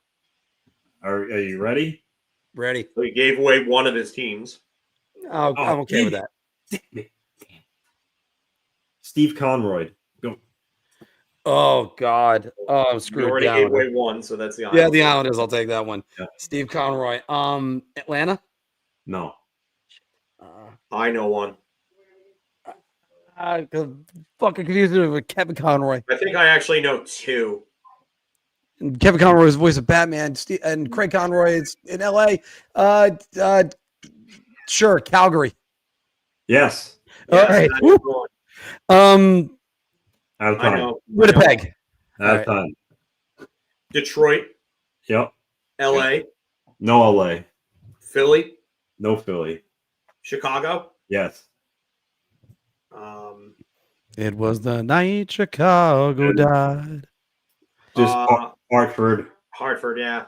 Yeah. Yeah. Calgary, Mark, was his first team. Yeah. Was his first team, and he started in 81. And that was a wild guess, just to say the least. Oh, really? That was a guess? Yeah. I thought maybe you actually got it. No. All right. Next up is Filk's 3. I'm gonna start the Filkinator off. Filk, you ready? All right. All right. Hold on. Let me just. Okay. Adam Creighton, go. St. Louis. Yes. Chicago. Yes. Tampa Bay. Yes. He was an Islander. Yes. How many more teams? I'm going to pause it first so I can ask you who you said. You said Chicago, St. Louis, Islanders, Chicago, and Tampa Bay. St. Louis, Chicago, St. Louis, Islanders, Tampa Bay. Okay, so then you're missing one team. Hartford? I'm gonna hit resume. Hartford? No. Detroit? No. San Jose? No. 4 seconds. Calgary? No. Shit. Done. No. Buffalo. Buffalo. Shit. Okay. You got 4 out of the 5 teams he played 4 out for. of 5. Okay. All right. Next up. No, that would be cheating. No, that would be cheating. Yeah. It's 32. Yeah, can't do that. No, Dave just said it. There's no penalty for wrong answers. Practice thing. Yeah. I mean, he's technically not wrong, but it's, Yeah. It'll take longer than a second to say every team name. Yeah, if you're actually trying, you shouldn't be doing that. All right. So this one is what was the last team for Creighton? Was it Edmonton? Buffalo. No, it's Buffalo that I missed. All right. So this player only played for 2 teams, but I think I might trick the Filkster with this one. Okay. All right. Branislav Meze. Go. Islanders and Panthers. Damn it. Yeah. Yeah, come on. He was in the Roberto Luongo trade. Yeah, I know, but I thought he would have got lost in the. You got to remember. I remember obscure players like that. All right, hold on, Anthony. Let me go another direction with you on that one. Yeah. So let's do somebody that was also around that time. Are you ready? Can you? I'll do the 30 seconds on my call. Phil has one more player left. Okay, go ahead. Go one more player for Phil. Oh, I just lost my train of thought. Who was I just about to? Oh, I got it. Hold on. Let me just pull it up. All right. This one. Okay. All right. Are you ready? Phil? Yeah, go ahead. All right. Dennis Grabeshkov. Islanders, LA, Edmonton. Yep. Any others? One more.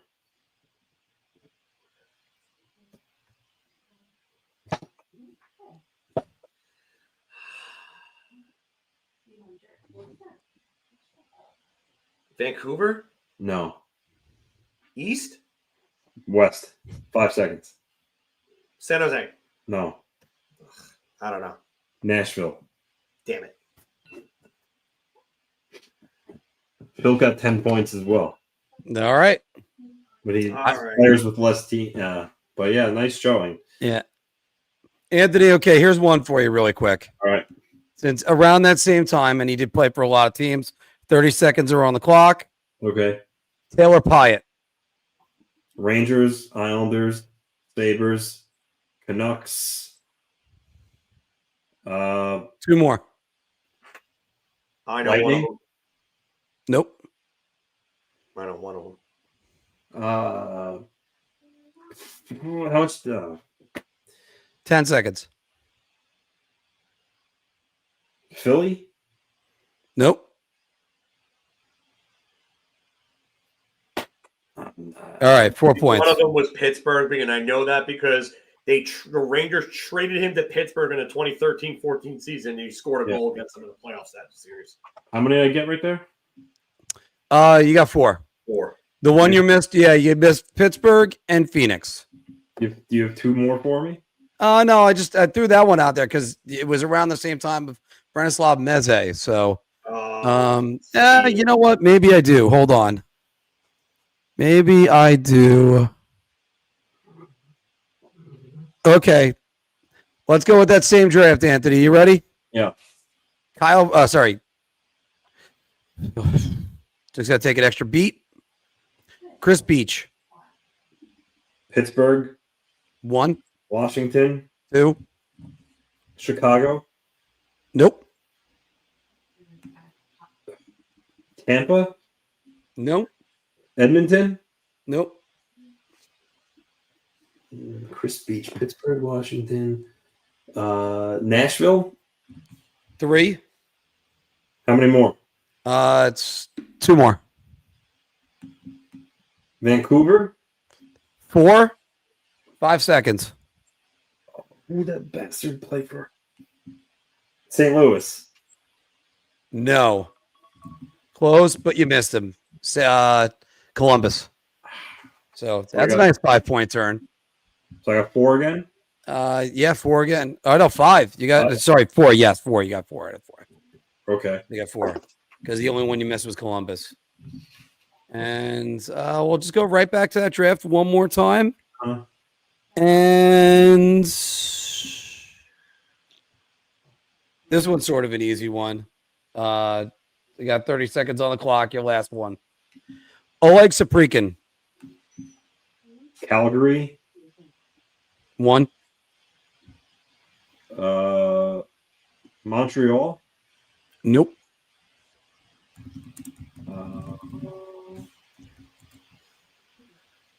Why am I drawing? Why Oleg Saprikin, Calgary, and he went to. Damn it.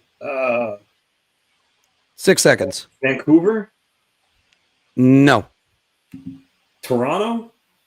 Nope. And time. So you got 1. So I think you had 10 points in total. Oleg Saprikin went to Phoenix and then Ottawa to close out his career. Wow. Yeah. Those are some good obscurities, guys. So should we have a minimum on teams that they played for just so we can't screw each other out of points? Oh, like a 2, like I do Meze. Yeah. Well, you want to do like a maybe like a I don't know. Do we have to do like a 3 or maybe a 5-team minimum? Yeah, I'd say at least a 3-team minimum. Yeah, like it's because especially if it's difficult. Like if you're talking about an obscure player, like Branislav Meze, that's where I stopped. I was like, wait, he was in the LaRocco trade. Yeah, because then at that point, like let's just say, like I think Anthony Gregory's Pantaleev's last week. Yeah. Teams. So it's like if we're going strictly by point totals, that's going to screw someone over. How about this? No matter what, it's got to equal 12 at the end. I like that. So a 14 minimum then. Well, a 14 per player. Like obviously, that's what I'm saying, a 14 minimum per player. Yeah, or we'll figure out the exact number, maybe. So if you want to do like a 2-player one, that's fine. But then the next guy's got to be a 6-player one or something like that. Like we did Mike Sillinger, you can name half the league.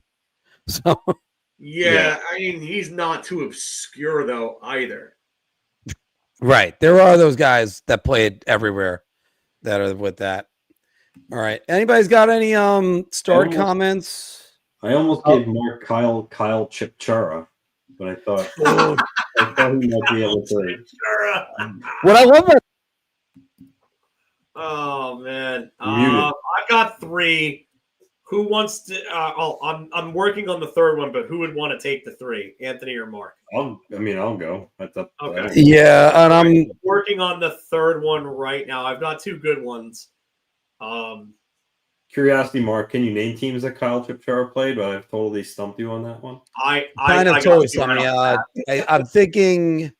I'm thinking Arizona/Phoenix. Yes, actually, that's one of them. That's the team he played the majority of his career on, honestly. Yeah. Do you know who the team who drafted him was? I do. No, I'm having trouble with that one. Montreal. Yeah, he was a 1st-round pick. Yeah. Okay. And 04 draft. Because I remember Chip Shore with Phoenix. That's what I did remember him with. Yeah, that's. You know what team drafted Jared Spurgeon? The Islanders. That's correct. But guys, quickly on this one, while you're working on that, Anthony, why don't you put in the number order on that? Out of these 3 D-men with the highest ceilings, you have Schaefer, Keaton Verhoff, and Landon DuPont. So I just actually yesterday saw a post from Scott Wheeler. It was like a way too early 2027 draft rankings. Mm-hmm. And I don't know if it's due to the strength of that draft, but he had DuPont at 3, I think at 3 or 4. So I don't know if that's just he maybe got surpassed by some people or whatever. I just thought that was an interesting note. What about Verhoff? Verhoff is interesting because they say he might be like the right-handed version of Schaefer. Yeah. So Yeah, I mean he's off to a good start with what North Dakota, right? That's where he's at. Yeah. I'll say this. There, like for me, I always looked at it that I thought Schaefer would be the better defensively of the two. I thought the skating was better with Schaefer. But I think Verhoff's offensive tools, like his hands and his shooting and his offensive instincts, might be better than Schaefer's. That's the way I looked at it from what I've seen. Again, could be wrong. I'm not a scout. I'm not saying I am or anything like that. But from what I've seen, I just think that there is tremendous offensive upside with Verhoff. I'm not saying he's going to be Makar or anything like that. But I just think that he has the talent to be one of the best offensive defensemen in the league one day. I really do. All right, Phil, let's do these names because I got to actually run out here. I'm gonna run out after, so yeah, you got them. Give me 2 seconds. I'm sorry. No, it's all right. I'm just looking for a guy with like 4 or more just to make this.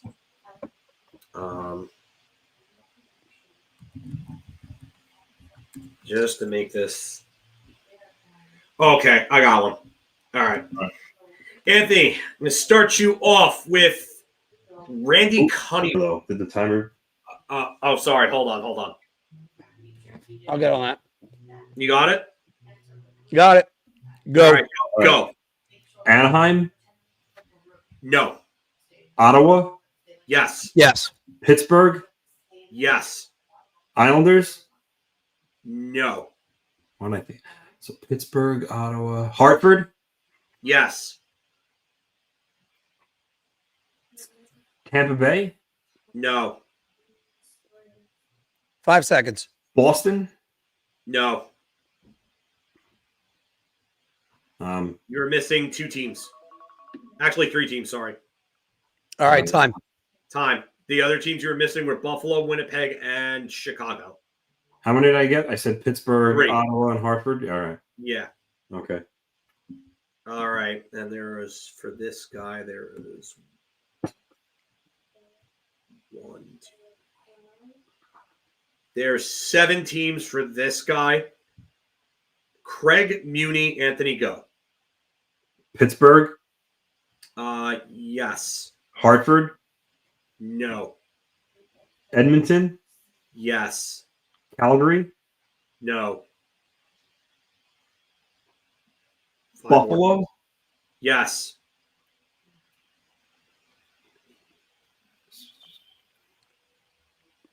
Seven seconds. 7.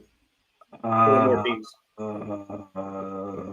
I'm just drawing a blank right now. Time.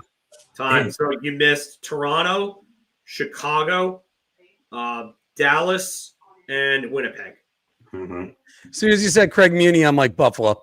I remember. Yeah, Buffalo. Yeah, Dallas and Chicago is the one that I remember him from because of the NHL games. All right. And last one, guys. The last one, he's related to a somewhat famous NHLer. The brother of Claude Lemieux, Jocelyn Lemieux. Anthony, go. Hartford? That is correct. That's 1. There's 6 or 7 for this day. Hartford. Ottawa? No. Montreal? Yes. Calgary? Yes. Chicago? Yes. 5 seconds.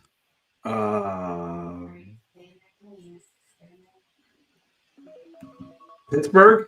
And time. No, you missed Quebec? St. Louis, Phoenix, and New Jersey. All right, decent showing on Jocelyn Lemieux. Yeah. All right. Yeah, now you got to check Charlie Huddy. Charlie Huddy, yeah. I mean, not really too obscure. All right, gentlemen, I'm gonna head out. And then Mark, quick. They don't play today, but I know I haven't done it a lot. But Anthony's bets.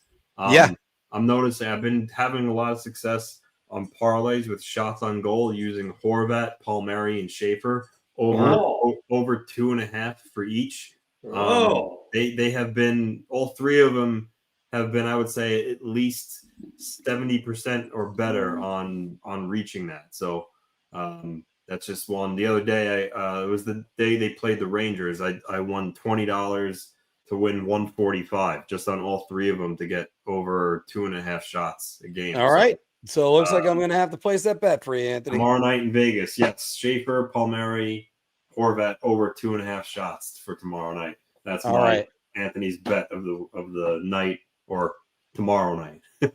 All right. Well, yeah, guys, we're going to wrap it up right there. It's been a hell of a week. It was our first week with Jim Behringer coming on, so it's fantastic. As the show expands, I mean, the only person that's not thrilled is our editor. That would still be me. And can't wait to do more of this and be talking a lot more in depth throughout the season. And I love our pickup segment because check out our verses for last week. It was Leo Carlson versus Cutter Gauthier versus Trevor Zegras. So check that one out. Those shorts are up there. More shorts to come. And everybody, thanks very much. Dave, I'm going to be out one more game. I'm going to be coming back from Nashville. Hope all my flights are going to be on time and such. So, because you just don't know with what's going on right now with everything. So, everybody, thank you very much for joining us today. And we will see you next week. Phil, your last word. Got nothing. Still something.